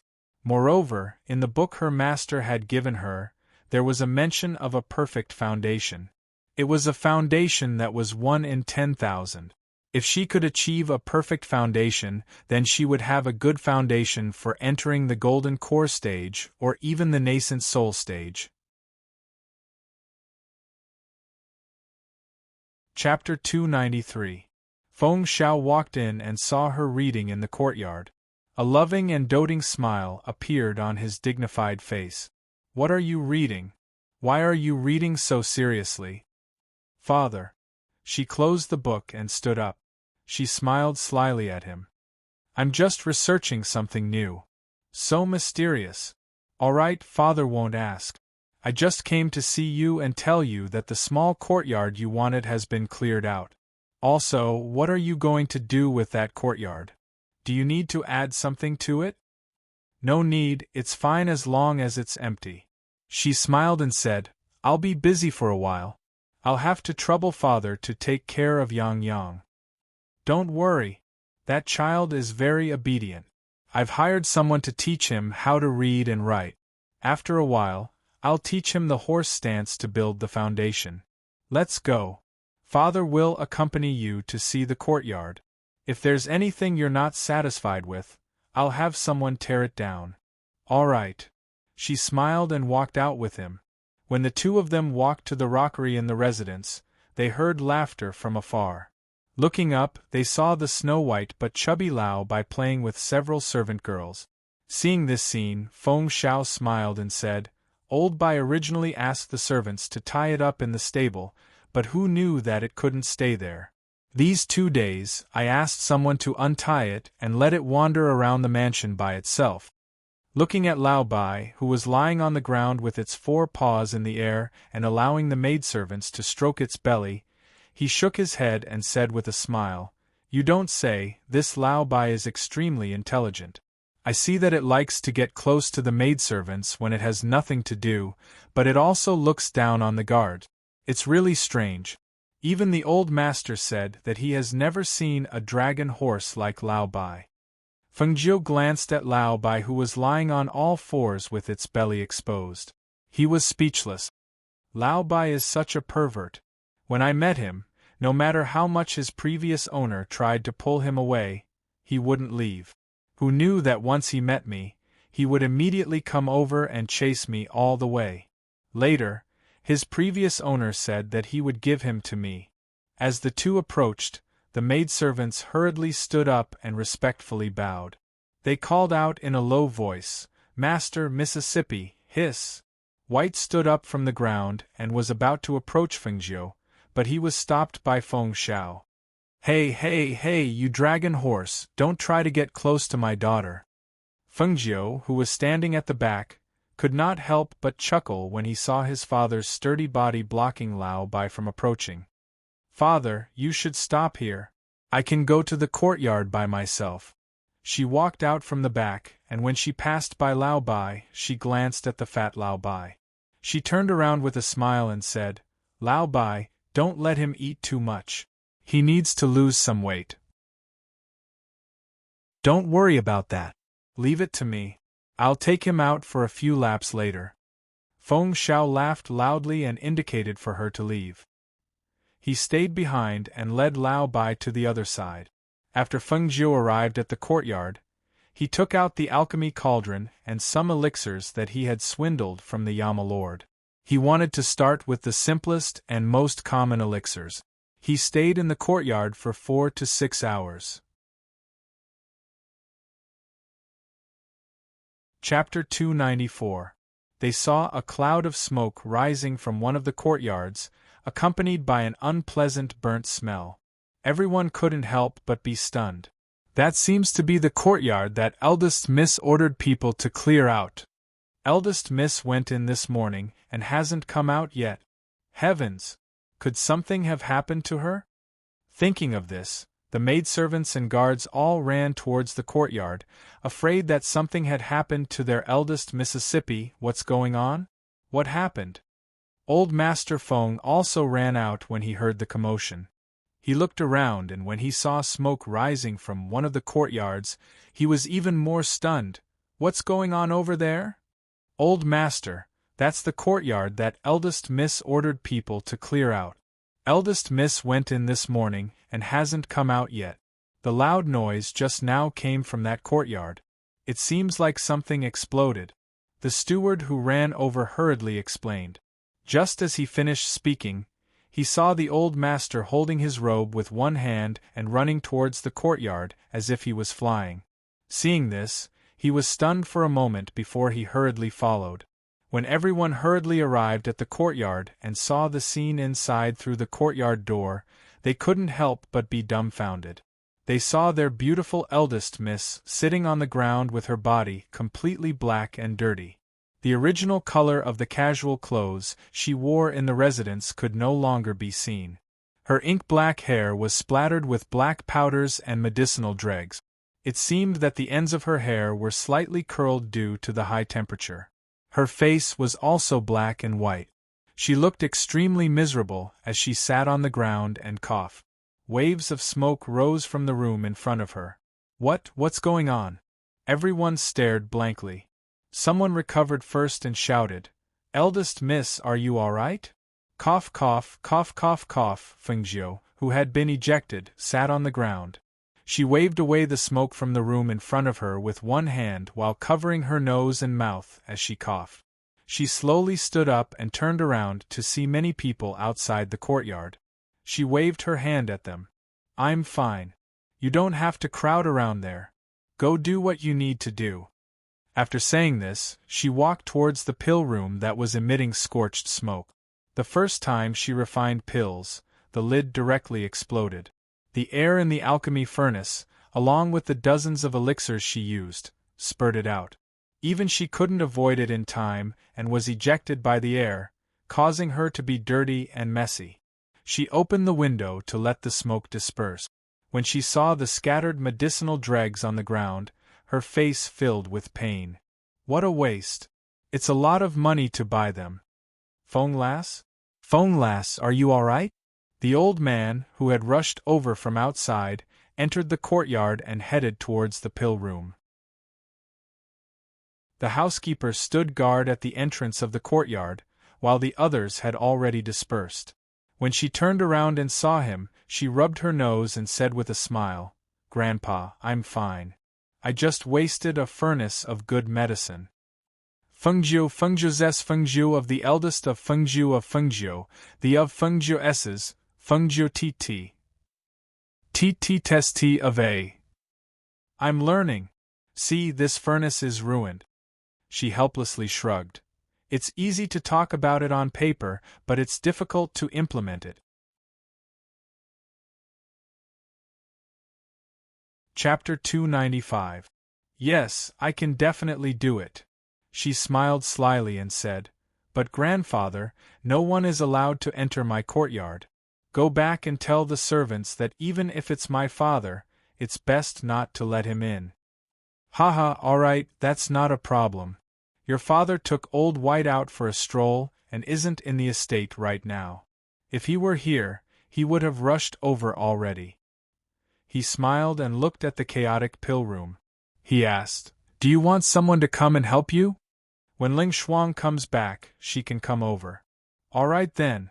Be careful, don't hurt yourself," he said worriedly. "Yes, I will." Her heart warmed. After sending him out, she returned to the pill room to tidy up and reorganize the reasons for her previous failure. After a long time, she stood in front of the pill furnace and used the spiritual power in her body to ignite the flames under the furnace. After the flames flew to the bottom of the furnace, she retracted her hand and controlled the strength of the flames under the furnace while paying attention to the temperature of the pill furnace. The first batch was fine at the beginning, but there was a problem at the end when the pills were condensed. It was probably because she didn't control the flames and spiritual power well. After her first failure, no matter how carefully she thought about this cauldron, she did not dare to be careless. However, after about 4 hours, the cauldron began to vibrate. She was slightly stunned when she saw it, and in the next moment she broke into a run. Bang! Smoke filled the courtyard again. This time, the people in the estate were only stunned for a moment before continuing to do their own things. This was because the old master had said that they didn't need to care about the eldest Mrs. Courtyard and didn't need to look. However, they were still curious. What was the eldest miss doing in there? Why was there another explosion? As for the pill room, Fengjie was really going all out. She rested in the courtyard for a while and watched the smoke dissipate. Then, she walked in again. This time, even the pill furnace fell down. Seeing this, the corner of her mouth twitched. It was a good thing that the things she used to trick the Yamalord were all first class. Otherwise, it would have been destroyed long ago. This competition lasted until evening. However, an entire day had passed and she hadn't been able to refine a single pill. Moreover, she had wasted a lot of spiritual herbs, so she didn't have enough left in her space. When Leng Shuang, who had just returned to the mansion, heard a loud bang, her footsteps paused slightly. Seeing that the guards and maidservants in the mansion were all used to it, she looked towards the remote courtyard and thought to herself, "It should be Master refining elixirs, right?" When he arrived outside the courtyard, he saw his master coughing from the smoke. He called out, "Master, I'm back." She went to the black market today but was delayed by something. Ling Shuang? It's good that you're back. She walked up to the door of the courtyard, took out a prescription and a crystal card, and handed them to her. Go to the black market and buy me 20 portions of each of the spiritual herbs listed here. I want 30 portions of the scarlet grass on the top. There's money inside, take it and buy it. Yes. Leng Shuang didn't ask any more questions. He took it and quickly went to the black market again. What no one expected was that she was so focused on refining pills. She failed again and again, but tried again and again. She didn't give up, only stubbornness. She only thought that she didn't believe that she couldn't refine a batch of high-quality pills. Chapter 296. Father, do you think that child, Chinga, has been inside for 3 days and 3 nights? Could something have happened to her? Why don't I go in and take a look? Feng Xiao said worriedly. He, who was standing outside the courtyard, was stopped from entering. Therefore, he did not know what the situation in the room was like. Master Feng glanced at him and said, "Can't you see that I'm also standing here and waiting?" Little Feng said that no one is to go in and disturb her. She will come out when she wants to. Don't worry, nothing will happen. Although he said that, his eyes kept glancing at the courtyard from time to time. It would be a lie to say that he wasn't worried or anxious. It had been 3 days and 3 nights. That girl didn't go back to rest except when Ling Shuang brought her food. How could she endure like this? After thinking for a while, he looked at Ling Shuang, who was standing guard in the courtyard, and said, "Go and see if she wants to come out." However, Ling Shuang didn't move and said, "Master ordered me to stand guard here. I can't disturb her unless she calls me." After a pause, she said, "Old master, you should go back first. I'm here to guard this place. Nothing will happen." "All right then. If anything happens, you must let us know," Old Master Feng said and turned to walk back. However, he saw that Feng Xiao was still standing there and said, "Let's go? What are you standing there for? You're poor in your own home. What are you worried about?" Feng Xiao looked at him speechlessly and thought to herself, "He's obviously worried too, but he's still talking about me." However, She didn't continue to stand guard outside the courtyard and left with Master Feng. After watching the two leave, Leng Shuang withdrew her gaze and quietly stood guard, not allowing anyone to come close. After about 2 hours, she smelled a strong medicinal fragrance in the air. She couldn't help but be surprised and looked towards the pill room. "Master, you've succeeded?" If it was a concoction of medicine, the smell would not be so rich and fragrant. Moreover, the smell of the medicine made people feel refreshed, as if all the exhaustion in their body had disappeared. They were really curious, what was the effect of the medicine that Master had refined. However, at this time, in the elixir room, Fengjiu, who was dirty and had sweat on her forehead, held her breath and controlled the last flame to condense the pill. Although she smelled the fragrance of Chinese medicine in the air, she did not dare to be careless. It wasn't until the final step of condensing the pill that she heaved a sigh of relief. However, she was startled by a sudden bolt of lightning that fell from the sky. Boom! The first bolt of lightning struck down from the sky with a loud rumble. It penetrated the house and struck the pill furnace. She was so shocked that she immediately retreated. Her eyes widened in astonishment and shock. This is Dan Cheng attracting lightning? She was shocked and astonished. She raised her head in disbelief to look at the hole in the roof. Through the hole, she could see the clouds in the clear sky and the rumbling of thunder. Oh no! Thunder in the middle of the day with such a big commotion, it will definitely alarm everyone. She muttered, her mind working quickly. Boom! When the second bolt of lightning struck, it was just as Fengjiu had said. The sudden thunder in the middle of the day alarmed all the factions in Yunhua City. Even the monarch in the imperial palace was alarmed. No one sent anyone to investigate. Instead, they all moved out and rushed towards the source of the lightning. When Master Feng in the Feng Manor heard the sound of the lightning, his expression changed greatly. He could be considered an experienced old man and naturally knew how big of a matter it was to attract lightning. Chapter 297. Feng Xiao, who had heard the commotion in the manor, naturally knew that something big had happened in the manor. Also, he figured that it had something to do with the things his daughter had been fiddling with over the past few days. Thus, when he heard the old man's loud shout, his powerful voice filled with xianqi was also heard. Feng Manor's guards, listen to my orders. Guard the Feng Manor. Don't let a single fly in. The hearts of the guards that had rushed out of the manor trembled. They immediately prepared themselves for battle and replied in a deep voice, "Yes." The sonorous and powerful voice filled with battle intent rang out in the various courtyards of the Feng Manor. Some of these guards were originally standing guard in the courtyards, some were standing guard in the corridors, some were standing guard in the rockery, and some were hidden in the shadows. However, when they heard the old man and Feng Zhao's voices, they were like blood-soaked soldiers that had heard a military order. They quickly rushed to the walls of the Feng Manor's courtyards to prevent anyone from breaking in. The servants of the manor had been ordered by the housekeeper to stand guard in the courtyards. They looked at the dark clouds in the sky above the courtyard with shock and uncertainty, as well as the sudden clap of thunder. Their hearts were filled with shock.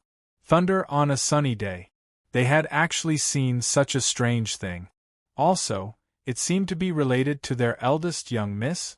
Chiu, who had been lazily lying on the rockery and basking in the warm morning sun, could not help but sit up straight when he saw the sudden clap of thunder in the sky.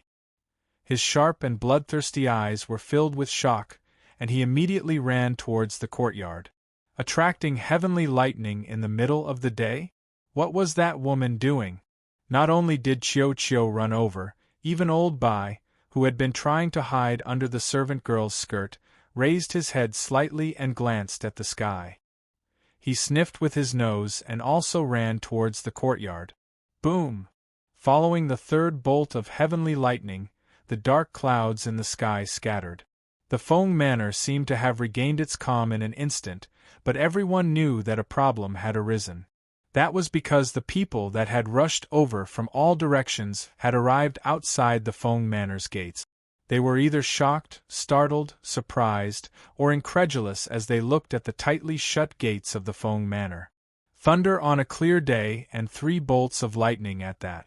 What exactly happened in the Feng Manor? Everyone wanted to know, but the Feng Manor was not a normal family. The Feng Manor's gates were tightly shut. Even if they were curious, they did not dare and could not enter without the master's permission. What do you think happened in the Feng Manor? Why would it attract heavenly lightning? Who knows? The Feng Manor's gates are tightly shut. Who dares to knock on the door at this time? I'm afraid people won't say anything even if I knock.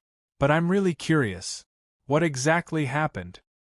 Look, isn't that the monarch? He actually came in person. One of the patriarchs exclaimed in a low voice, gesturing for everyone to look at the figure that was flying towards them. Another family head pondered and said, even the king personally came. It can be seen that this matter is not trivial.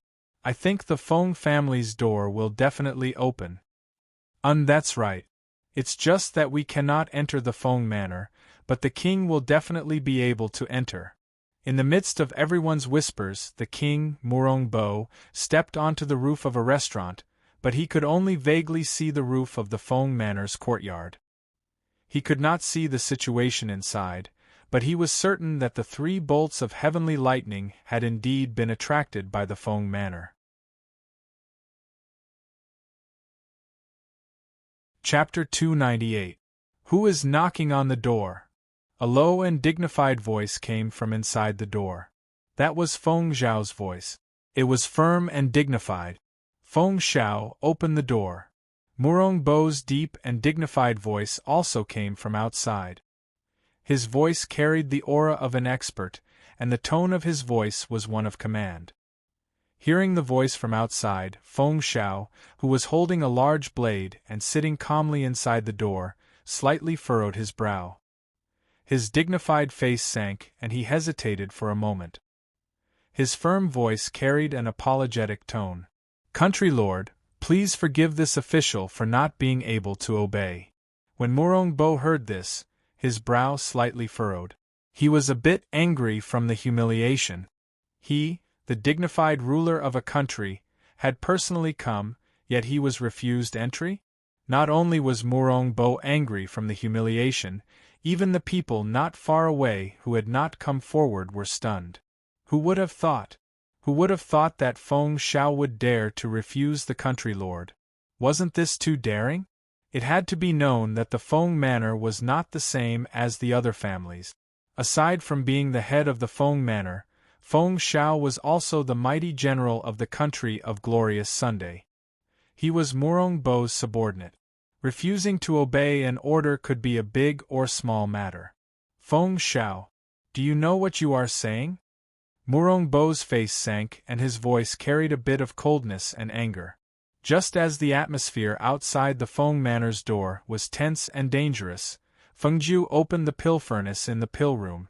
Seeing the 3 brownish-red pills inside, she revealed a happy and excited smile. She had succeeded. Without anyone to guide her, she relied on her experience and understanding of medicine. She relied on the simple steps in the book to figure out the method of refining the pills. After spending 3 days and 3 nights and wasting quite a few spirit medicines, she had finally succeeded. She took out the 3 pills and placed them on the table to the side to observe. She saw that the pills were filled with spiritual energy, and 5 pill markings appeared on the small pills. They were clearly visible. It really is 5 pill markings. No wonder it could attract heavenly lightning to temper the pills. As she spoke, she was pleasantly surprised as she looked at the pill veins on the pill. He didn't expect that the first batch of pills he refined would be of such a high grade. According to the records in the book, only pills with 5 pill patterns or more could attract heavenly lightning. Not to mention that this was in the Tier 9 country of Glorious Sun. Even in the Tier 6 country of Green Ting, it was extremely difficult to find a pill with 5 patterns. This is great. After wasting so many spiritual herbs, I finally won't suffer a loss. She chuckled and took out a bottle. She put the 3 pills into 3 separate bottles and put them into her space. Then, she put away the pill furnace and walked out of the pill room. The Feng family patriarch, who was standing guard outside the courtyard, saw her come out and immediately asked, "Feng girl? Have you finished concocting that pill of yours? Those 3 bolts of lightning have alarmed everyone. Even the monarch has come running. Your father is guarding the gate, but I'm afraid he won't be able to hold on for long." Hearing this, Feng Jiu's eyes flashed. He walked towards the old man and said to Ling Shuang, "Clean up the place." "Yes." Ling Shuang complied, then walked towards the pill room. "Grandfather, it's fine. There's no need to worry. With our Feng Manor's reputation, no one dares to force their way in."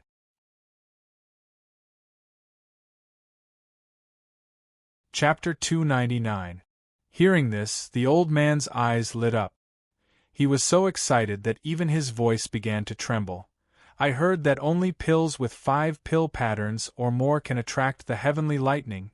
Could it be that your pill has 5 pill patterns?"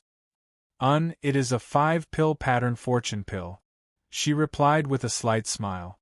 Looking at the excited expression on his face, she said, "Grandfather, go ahead and take a look. I will go back to take a bath and change my clothes. Tell the servants to be strict. Even if the country's lord asks, they are not to say anything." Although the old man did not know what effects the fortune pill had, his heart was currently filled with joy. "You are correct. Based on our Feng Manor's prestige, outsiders will not dare to barge in. Even if it is the country's lord, he would not be able to lower himself to barge into an official's home. You should go change first. Grandfather will go ahead and take a look at the situation." He hurriedly said this. After adjusting his expression, he walked towards the front yard. Seeing this, Feng Jiu also walked towards the front yard and ordered people to prepare water for a bath.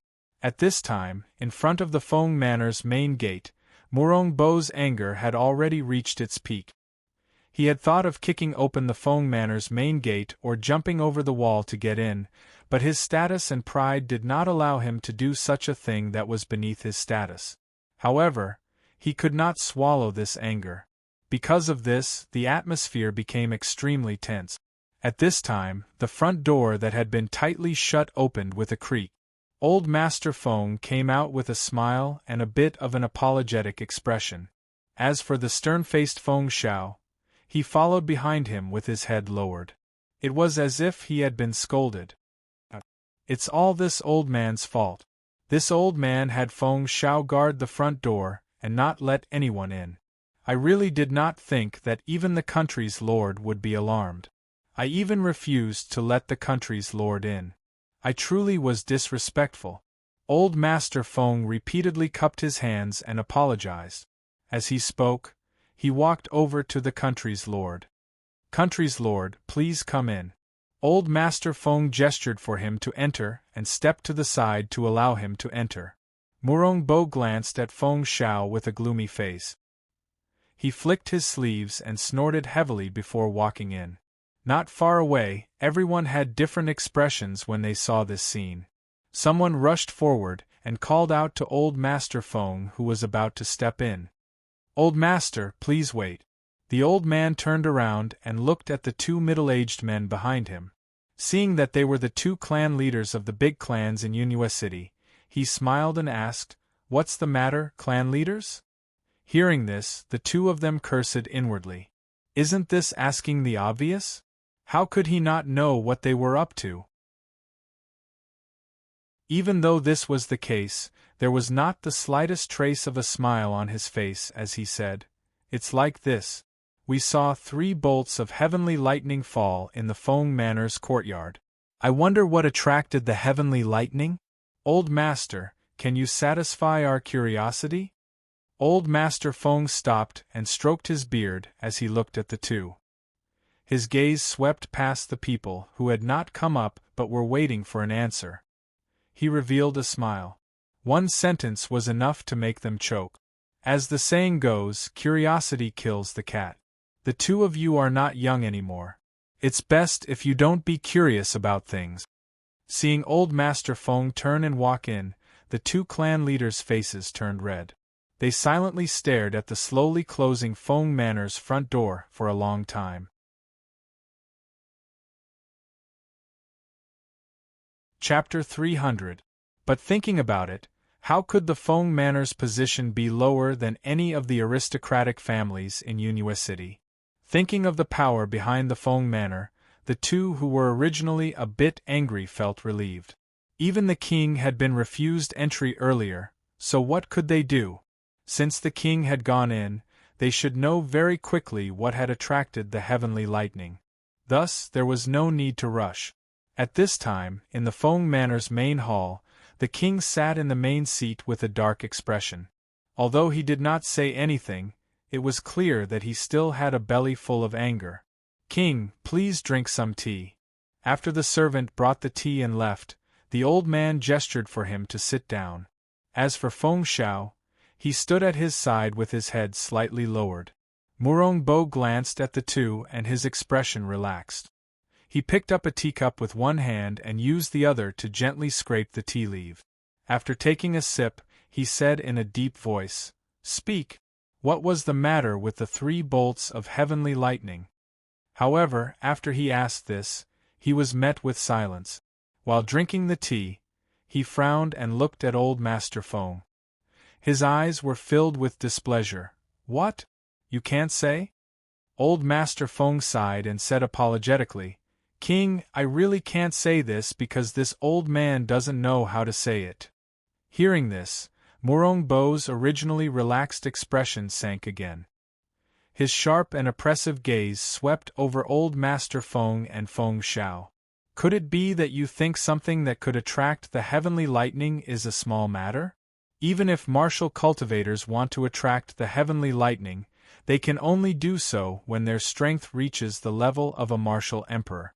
Now that the Feng Manor has attracted 3 bolts of heavenly lightning, all of Yunhua City has been alarmed. Could it be that you don't owe this lord an explanation? I wonder what kind of explanation the king wants." A gentle voice with a bit of carelessness was heard, easing the oppressive atmosphere in the hall. Murong Bo looked in the direction of the voice and saw Feng Qingge, who was dressed in white, walking in with graceful steps.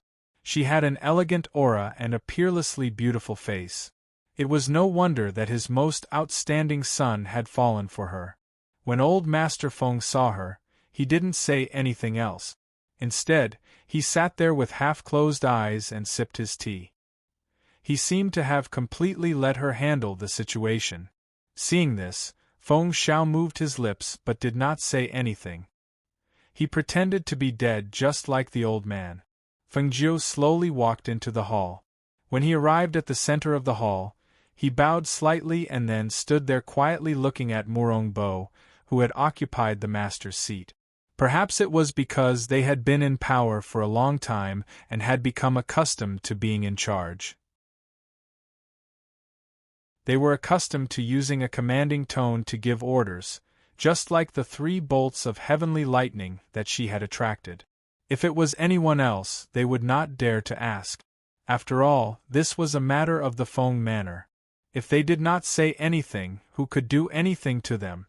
After Murong Bo heard her words, he furrowed his brow and said in a heavy voice, "What do you mean by this? This lord has come because of the 3 bolts of heavenly lightning. You just need to tell this lord the truth about the 3 bolts of heavenly lightning. What's with all this nonsense?"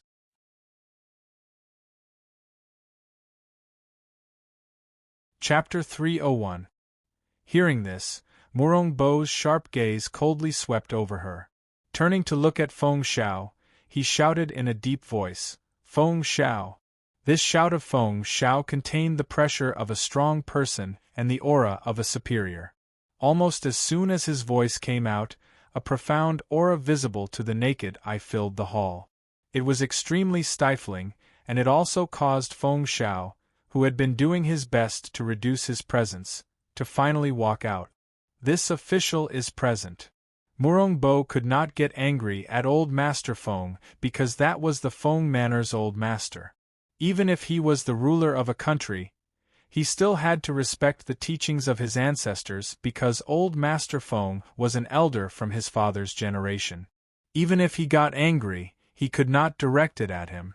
As for Feng Qingguo, she was only Feng Zhao's daughter and the Feng Manor's eldest young miss. First, she was not his official. Second, she was not his daughter-in-law. Adding on the fact that she was from the younger generation, rather than getting angry at her, it would be better to directly question Feng Xiao. He glanced at Feng Xiao, who was respectfully bowing, and directly asked, "What is going on with these 3 bolts of heavenly lightning?" This, Feng Xiao raised his head and glanced at Bo. He shook his head with a blank expression. This official also does not know what is going on. He really did not know. When he had heard the heavenly lightning, he had run out of the courtyard and heard the old man's orders. How could he know what was going on with the heavenly lightning? However, this was still his family's matter, and it could not be separated from his precious daughter. Thus, even if he knew, he had to say that he did not know. When the already angry Bo heard this, he immediately slammed the teacup in his hand onto the table. He stood up and left with a gloomy expression without saying a single word. His sudden action caused the 3 people in the hall to be slightly surprised, but they did not say anything. They only watched him leave. "Qingguo, what exactly is going on? What exactly were you doing in that room? Why would it attract heavenly thunder?" Feng Xiao asked. He had some guesses in his heart, but he wasn't sure. There were only 3 situations that could attract heavenly lightning. The first was a treasure falling from the sky, the second was a breakthrough in cultivation, and the third was a rare pill. However, all 3 of these situations were inconceivable to him. Therefore, he was at a loss. "Leng Shuang, guard the door and don't let anyone get close," Feng Jiu ordered. "Yes." The Leng Shuang outside responded and stood guard at the door.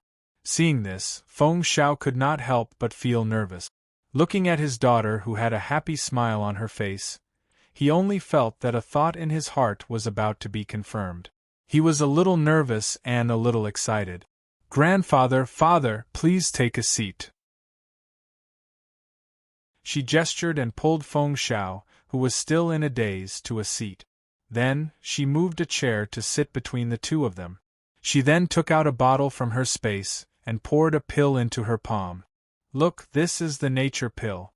It has 5 elixir veins. It attracted the 3 heavenly thunder." The old man had lived for a long time, but this was the first time he saw a pill with 5 elixir veins. Moreover, it was refined by his granddaughter. At this moment, he could only feel the blood in his body boiling. He was so excited that his face flushed red and his hands trembled. "Good, good, good. Little Feng, you've made grandfather proud." Compared to the old man who could still speak, Feng Xiao was completely stunned. His eyes were wide open, and he could only feel the blood rushing to his brain. In the next moment, he fainted because he was too excited.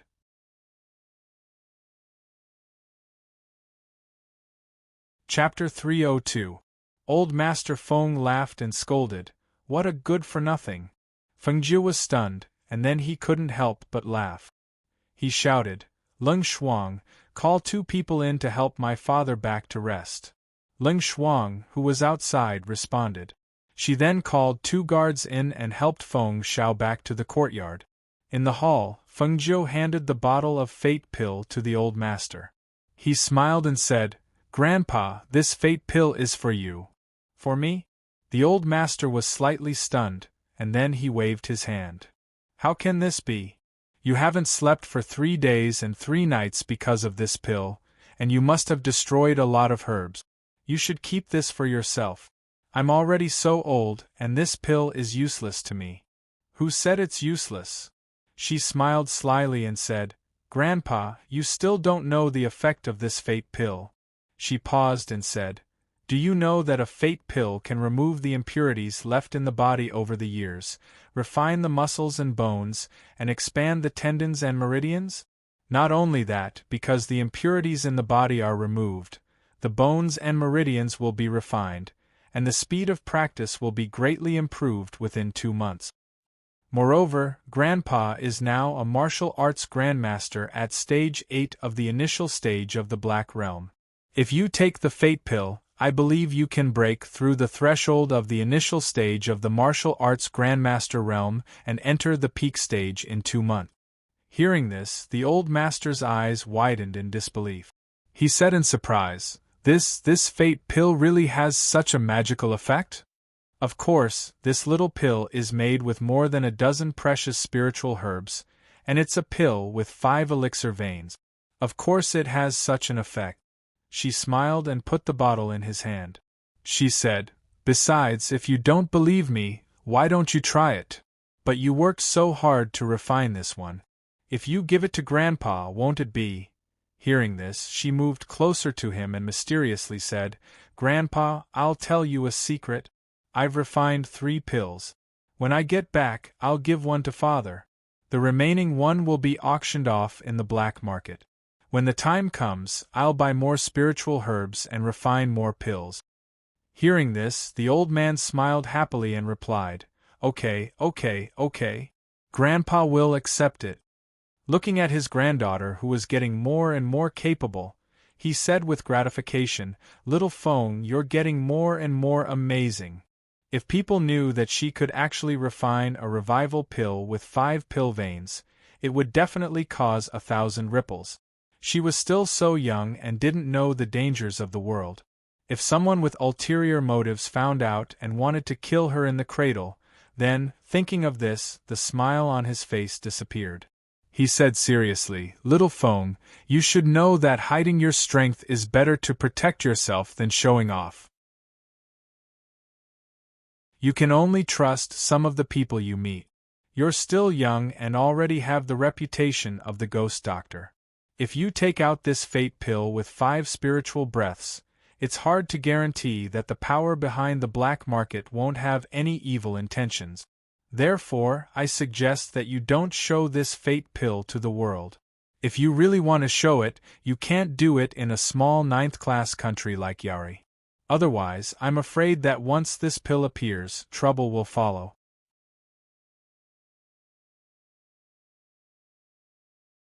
Chapter 303. How could the old man not understand the hidden meaning behind her words? Since ancient times, what the emperor dislikes the most are officials whose achievements overshadow the emperor's. Moreover, it's a power like our Fong manor. After today's matter, I fear that our Fong family will not be the slightest bit dissatisfied with the emperor.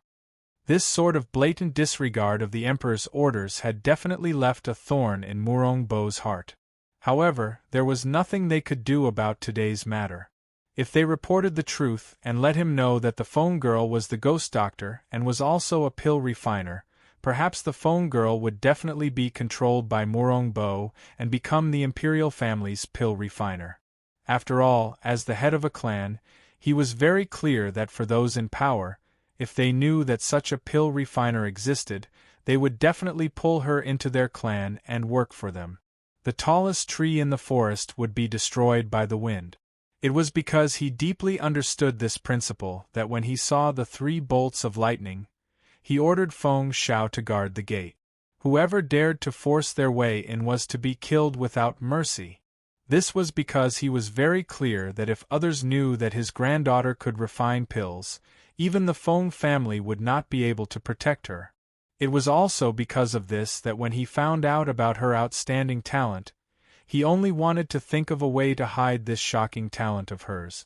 Before she became strong enough, they would do their best to protect her, so that she could conserve her energy and be in the best condition for the day when she shone brightly. And as they had guessed, Murong Bo, who had returned to the palace, could not hide the anger in his heart. With a wave of his hand, he swept the things on the table to the ground. With a gloomy expression, he sat down. A murderous intent flashed through his cold eyes. It was so fast that no one could detect it. What exactly was the Feng Manor hiding? There were only a few possibilities that could attract 3 bolts of lightning, but no matter which one it was, he could not accept it. The current Feng Manor's power was already too great, especially the Feng Guards. They were already more than enough to surpass the Imperial family's Imperial Guards. This sort of power, if used well, would be a sharp sword against the enemy. If used poorly, the sharp blade would be directed at him. The matter of the 3 bolts of lightning seemed to have passed by peacefully. However, that was not the case. Although nobody went to the Feng Manor to inquire about the matter, they continued to think about it. Even the citizens on the streets would talk about the 3 bolts of heavenly lightning during the day. It was just that although this topic was discussed in low voices, nobody brought it up again. It was as if they had purposely covered it up and ignored it. Even Murong Bo didn't send anyone to inquire about it during this period of time, nor did he summon Feng Shao.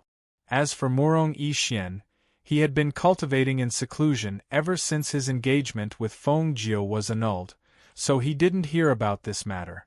This Murong Bo.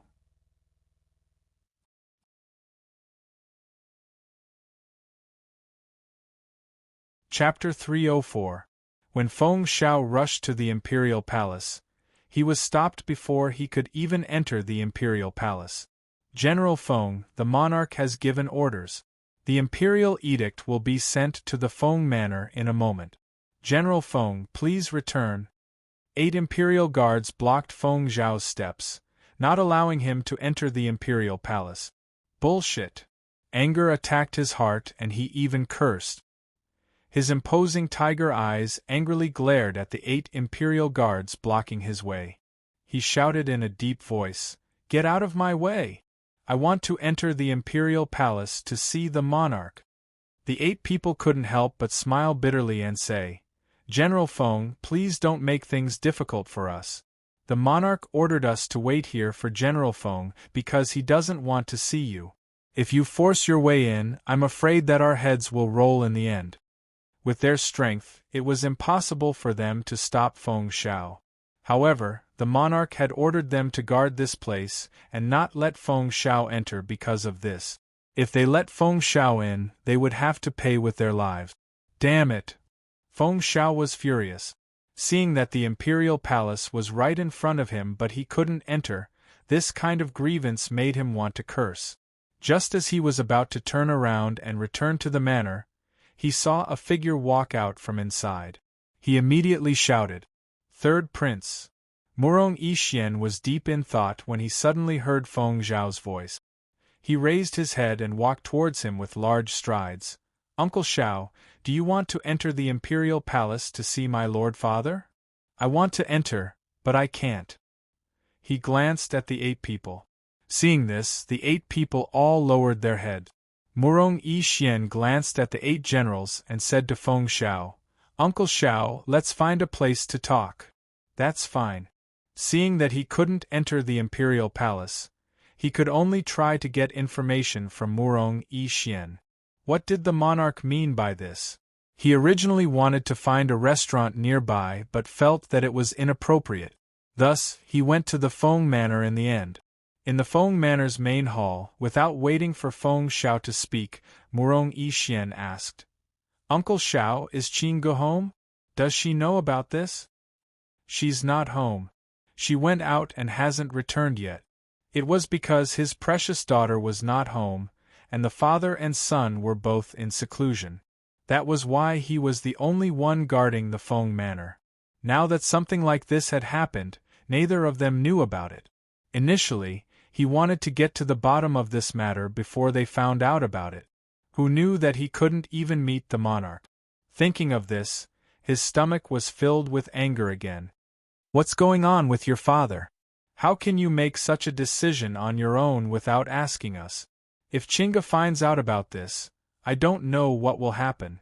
He's just messing around."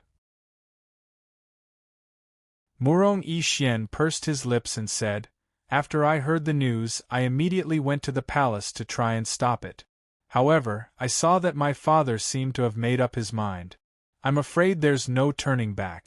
Otherwise, he wouldn't refuse to see you. We will never agree to this. Feng Xiao stood up and said to Murong Yixian, since I can't meet the monarch, I'll have to ask third prince to pass on the message. Our Feng family only has one child, Qin Go. How can we agree to this? Murong Yixian was deep in thought. Just as he was about to speak, he heard the voice of an imperial decree come from outside. The imperial decree has arrived. Feng Qin Go received the decree.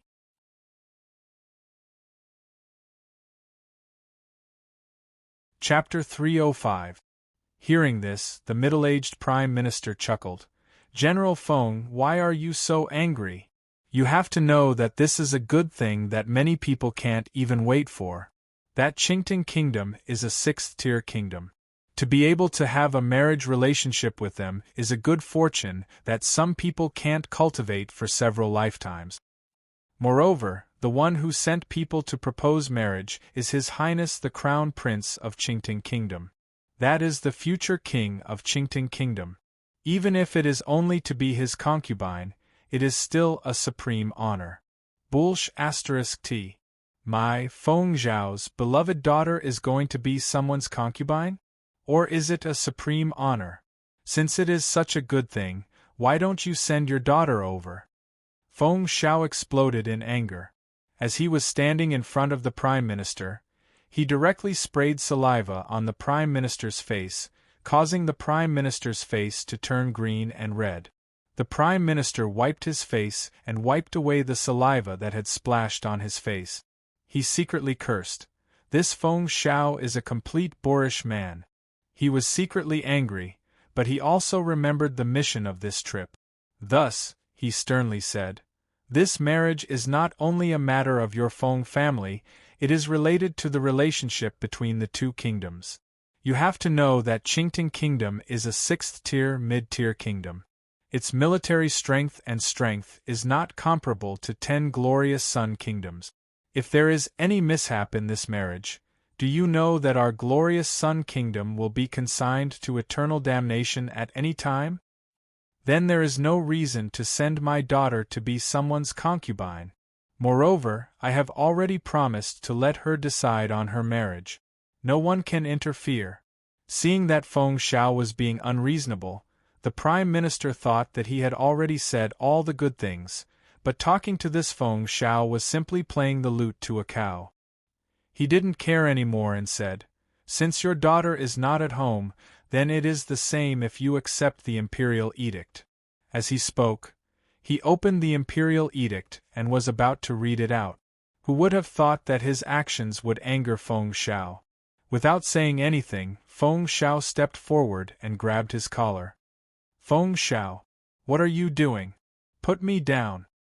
His strength was not as good as Feng Xiao's. Now, he was suddenly grabbed by the collar and lifted up. His feet were off the ground, and his neck was strangled by the collar to the point that he could not breathe. His face was also flushed red. He waved his hands and struggled, but he could not hit him. I already said that I won't accept this decree, and you still dare to announce it to me? Feng Xiao angrily cursed. Grabbing him by the collar, he dragged him out and threw him out of the Feng Manor's gates. Scram back to where you came from. If you dare to come again, I'll break your legs. Once this was said, the Feng Manor's gates were closed with a bang. All that was left were the servants that had been chased out. Feng Xiao. You brute. I will definitely report you to the monarch. Sitting on the ground, the Prime Minister's robes were wrinkled and he looked to be in an extremely sorry state. Seeing the Feng Manor's gates close with a bang, he angrily cursed with a red face. After standing up, he straightened his robes and angrily headed for the imperial palace. A few people that were secretly paying attention to the Feng Manor's movements were secretly shocked. Could it be that Feng Xiao wanted to go against the heavens? He actually dared to throw the Prime Minister out? Could it be that he wanted to refuse the imperial edict? In reality, in their eyes, Being able to gain the favor of the crown prince of Qingting country was an extremely good thing. After all, Qingting country was not a normal country. Even if she was a secondary princess, her status was definitely different.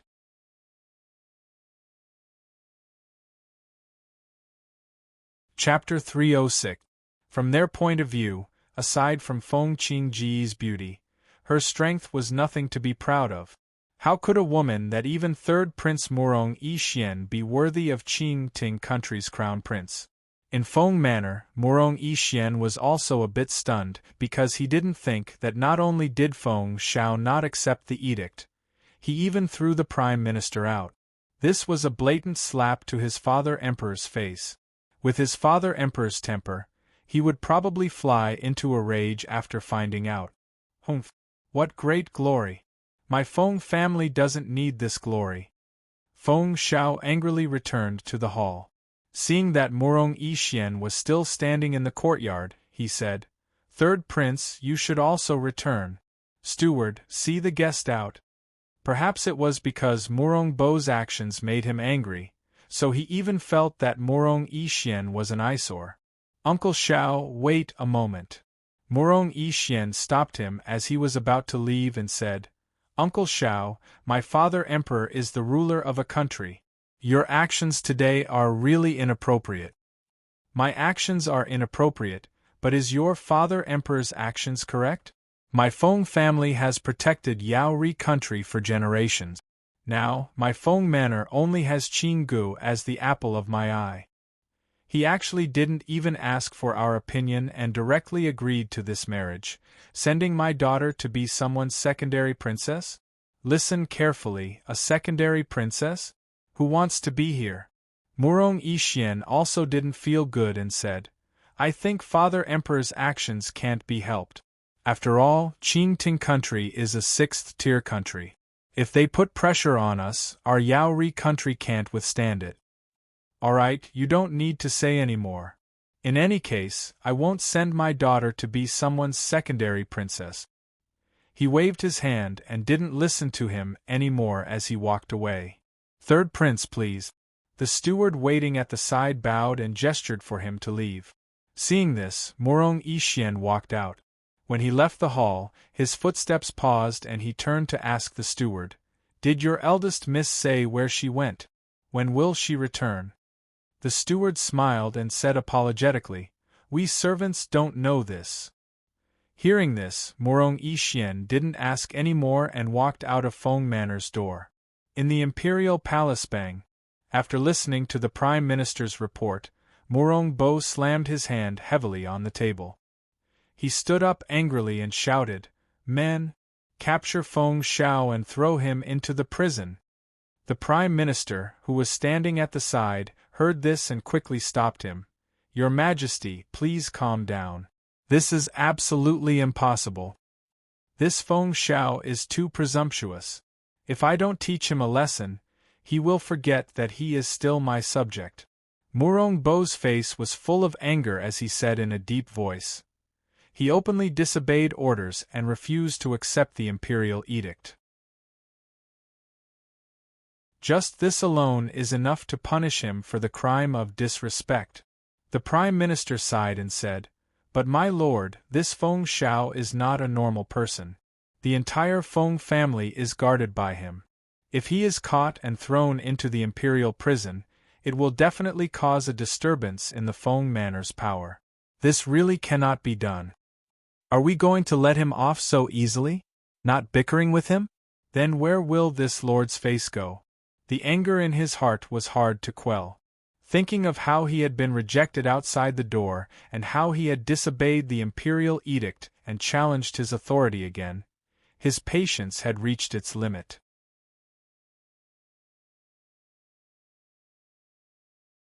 Chapter 307. Hearing this, Murong Bo began to laugh. Looking at the prime minister with praise, he said, "It is fortunate that you were at this lord's side to remind me. Otherwise, this lord would have definitely made a wrong decision in a fit of anger." The prime minister cupped his hands and smiled, saying, "To be able to share the country's worries is this official's honor." As for the other side, Fengjiu, who was refining pills in the Peach Blossom Cove, had a month of practice. She was already familiar with the steps of refining pills and was able to control the flames and spiritual energy. In the past month, she had only refined a single pill with 5 spiritual auras in the Feng Manor's inner courtyard. Because she was worried that it would attract the heavenly lightning and cause a disturbance, she had only refined pills with 5 spiritual auras and below. As for foundation establishment pills, they only appeared with 2 spiritual auras or 3 spiritual auras. There were even higher levels. However, they were considered rare goods and were rarely seen at auctions. The spiritual ingredients needed to refine foundation establishment pills were not particularly rare. On the contrary, those spiritual ingredients were rather common. However, to refine those spiritual ingredients into foundation establishment pills was not an easy matter. She had experimented in the past month. Out of 50 batches of foundation establishment pills, she had only succeeded in refining 2 batches. Furthermore, they only had 3 pill markings. 3 pill markings was not something she could use as she was preparing for a perfect foundation establishment pill. The lower the pill markings, the more poison there would be, and the medicinal effects would not be too strong. Thus, she needed foundation establishment pills with 5 pill markings or higher.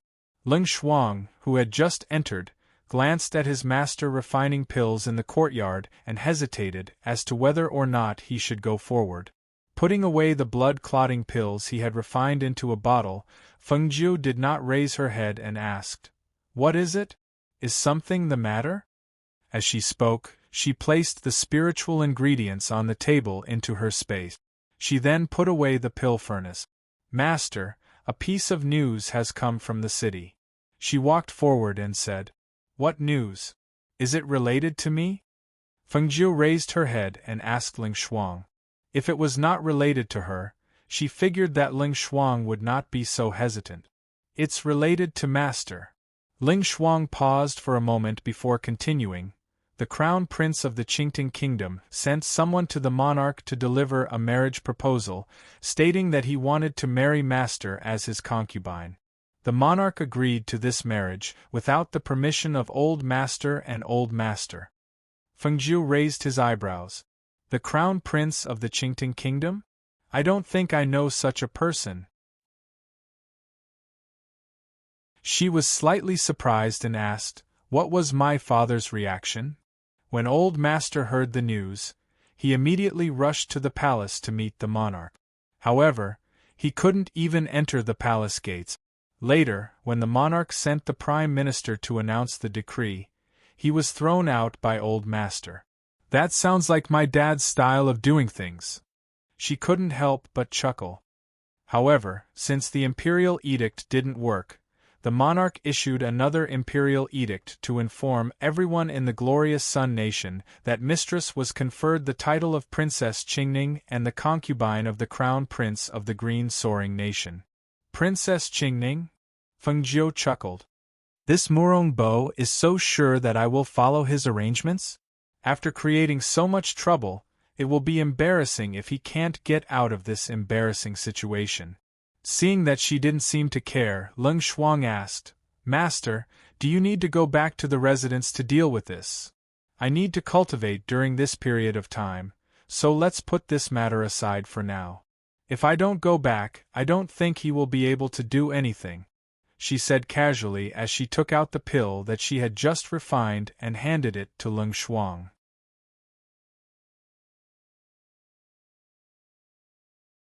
Chapter 308. In the next month, I'm going to practice in seclusion. You should pay more attention to the situation at home. Don't disturb me if there's nothing important," she told him and walked towards the courtyard. After Ling Shuang responded, he did not follow her. Instead, he tidied up the things in the elixir department and turned to leave. After returning to the courtyard, Fengjiu took a bath and flashed into the space. Her qi cultivation was only at the martial master level. She planned to raise her cultivation to the peak of the Black Realm in half a month. In this space, there was rich spiritual power to help her practice. Also, her potions could help her improve her strength. What's more, 3 days outside was equivalent to 1 day inside. This time difference was her advantage in practice. Therefore, she was confident that she could break through to the peak of the Black Realm in half a month and reach the great martial mentor. Seeing that the sleeping little fire phoenix showed no signs of waking up, she found a place to sit down and began to practice with her legs crossed. Time passed by without anyone noticing. What caused people to be curious was that the Feng Manor had not made any movements recently. They also rarely saw the Feng family's eldest young miss leave the manor. Only after asking around did they find out that the Feng family's eldest young miss was not in the manor, and Master Feng was in closed-door training. They thought that things would remain calm until Miss Feng returned. Old Master Feng came out of seclusion, or the Crown Prince of the Qingting Kingdom came in person to break the peace. However, they did not expect that under this peace, there was a murderous intent surging. Old White, let's go back home after a walk. Since Chinga is not home, how about I ask someone to give you an extra meal? On the mountain road, Feng Xiao, dressed in casual clothes, rode on Old White's back and took him for a walk. This was something he had to do every day recently. It was to help his daughter train Old White and reduce the fat on his body. Hearing that there was an extra meal, Old White was very excited. His ponytail swung and even his rump shook, as if to tell him that this was a good idea and that he liked it. Okay, don't move around so that I don't fall off. Feng Xiao laughed heartily as he wrapped his legs around White's abdomen. He patted his head and said, "Actually, you have become much stronger these days. But even so, you can't cheat. You have to know that perseverance is the most important thing." White exhaled 2 puffs of air from his nostrils, then stomped his hooves and slowly walked forward. Suddenly, the trees on both sides of the mountain path swayed without any wind, and the lush leaves rustled. This made White, who was originally walking forward, stop in his tracks. He looked around left and right, and with a hiss, he turned around and was about to walk back. Feng Xiao also noticed that something was not quite right. His originally relaxed face darkened at this moment. His sharp gaze swept around the surroundings as he said in a deep voice, "Which friend has come? Why don't you come out and meet us?" As soon as he spoke, the surroundings became still, and it was as if even the wind had become still. However, in the next moment, a sharp arrow shot out from the lush trees with a swish, and it shot towards Feng Xiao, who was riding on Senior White's back with a fierce and murderous aura. Pfft! Feng Xiao narrowed his eyes and dodged the sharp arrow. However, the second and third arrows came one after another with terrifying murderous intent. Clang! Clang!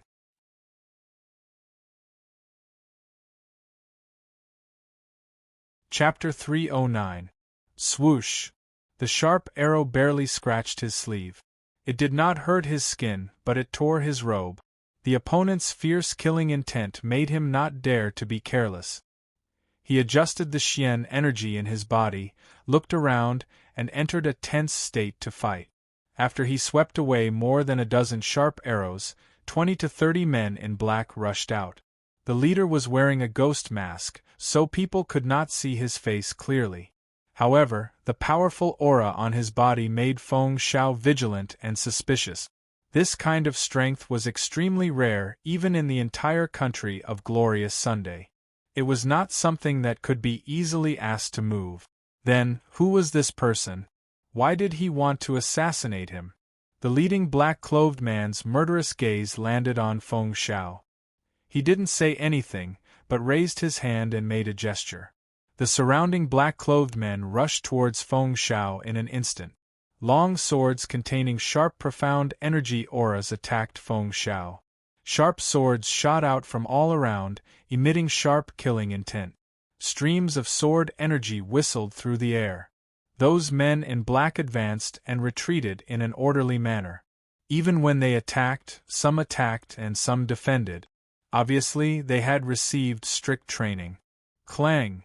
Feng Shao waved the big saber in his hand, and a biting cold saber aura attacked with a whoosh, cutting the surrounding black-clothed men, forcing them to retreat a little. He rode on Lao Bai's back and did not want to fight. After opening a path, he shouted in a deep voice, "Lao Bai! Let's go!" He reined in the horse and was about to run away. However, when he was about to turn around, two masked gray-robed old men suddenly appeared in the air and struck out with their palms with the force of thunder. In an instant, the wind from the palms of the two men cut through the air with a powerful sound of airflow. The aura of Xian energy that was visible to the naked eye filled their palms. They were so fast and fierce that Feng Shao did not have time to defend or dodge. He was knocked off Lao Bai's back. Bang bang! Puff! Feng Shao only felt a splitting pain in his chest, as if his internal organs were being torn apart. The pain seeped into his bones, causing him to spit out a mouthful of blood uncontrollably. His entire body also fell to the ground with a bang. Fresh blood splattered all over Senior White's snow-white fur, like bloody flowers blooming in the snow, dazzling and terrifying.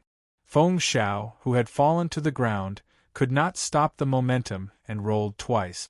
Ignoring the severe pain in his body, he abruptly turned over and stood up. Unexpectedly, he spat out another mouthful of blood, and his whole body powerlessly fell to the ground. There were 20 to 30 black-clothed men around him. The leader of the group was strong, and the two gray-clothed old men who suddenly appeared were far stronger than him. They instantly analyzed the danger of his current situation. The disparity in strength between Feng Shuang and him was too great. There was no chance of victory. Seeing that the situation was very unfavorable for him, Feng Shao did not hesitate to take out a signal flare and shoot it into the sky. He only hoped that reinforcements could come before he was killed. Otherwise, he was afraid that today would be the day he died. Bang! The signal flares that were as gorgeous as fireworks bloomed in the sky like flowers. A single signal flare caused 1,000 ripples. Kill him! Almost at the same time that the signal flare was shot, the leader wearing a ghost mask instantly shouted. However, when that voice was heard, Feng Shao, who was on the ground, was shocked and looked up at him in disbelief.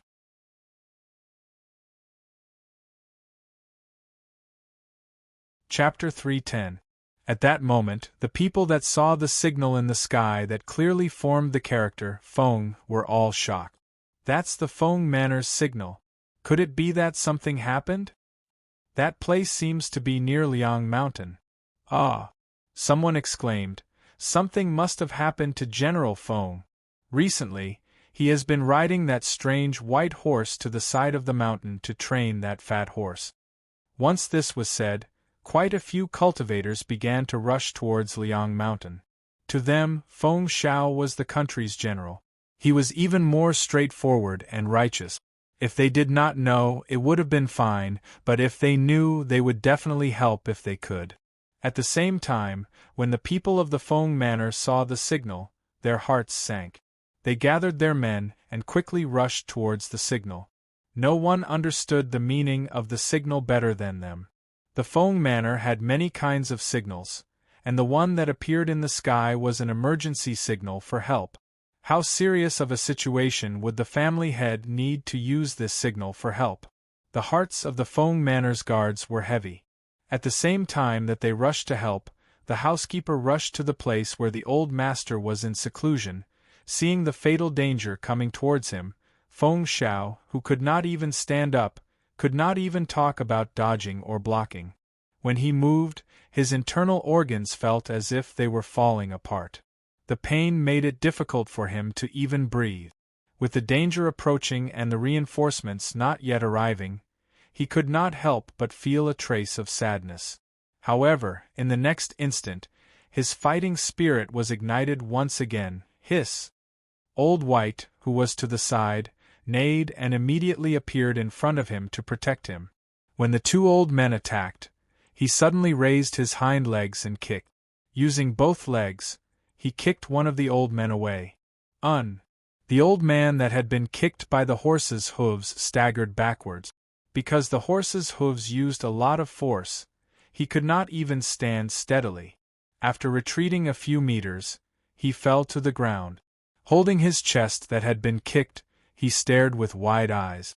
When he was first kicked, he only felt a strong force, but after a while, he felt as if there was a force spreading out from where he was kicked, causing the blood in his chest to rush to his throat and overflow from his mouth. Wiping away the blood at the corner of his mouth in disbelief, the old man's eyes widened as he stared at the strange horse guarding Feng Xiao with astonishment and shock. The other old man also felt a trace of astonishment at this scene. The hand that was originally going to attack Feng Xiao's throat paused for a moment. In this moment, he saw that strange horse snort out 2 breaths from its nostrils, splashing up a cloud of dust and blurring his vision. In the haze, he saw the horse neighing, raising its front hooves and thrusting out. Bang! Ah! There was a hint of pain in his cries. That old man's fall was even more serious than the previous one. His entire body flew out and smashed into the ground. He even spat out a mouthful of blood, dyeing his own clothes red. Seeing this shocking scene, not only was Feng Xiao, who had thought that he was going to die for sure, stunned, but the group of men in black and their leader were also stunned. What kind of cultivation did those 2 old men have? They were strong cultivators at the peak of martial great master. They had actually been sent flying by a strange horse. You're tuning in to the Phoenix Knights YouTube channel. Don't forget to subscribe and join us on this journey to catch the most captivating stories.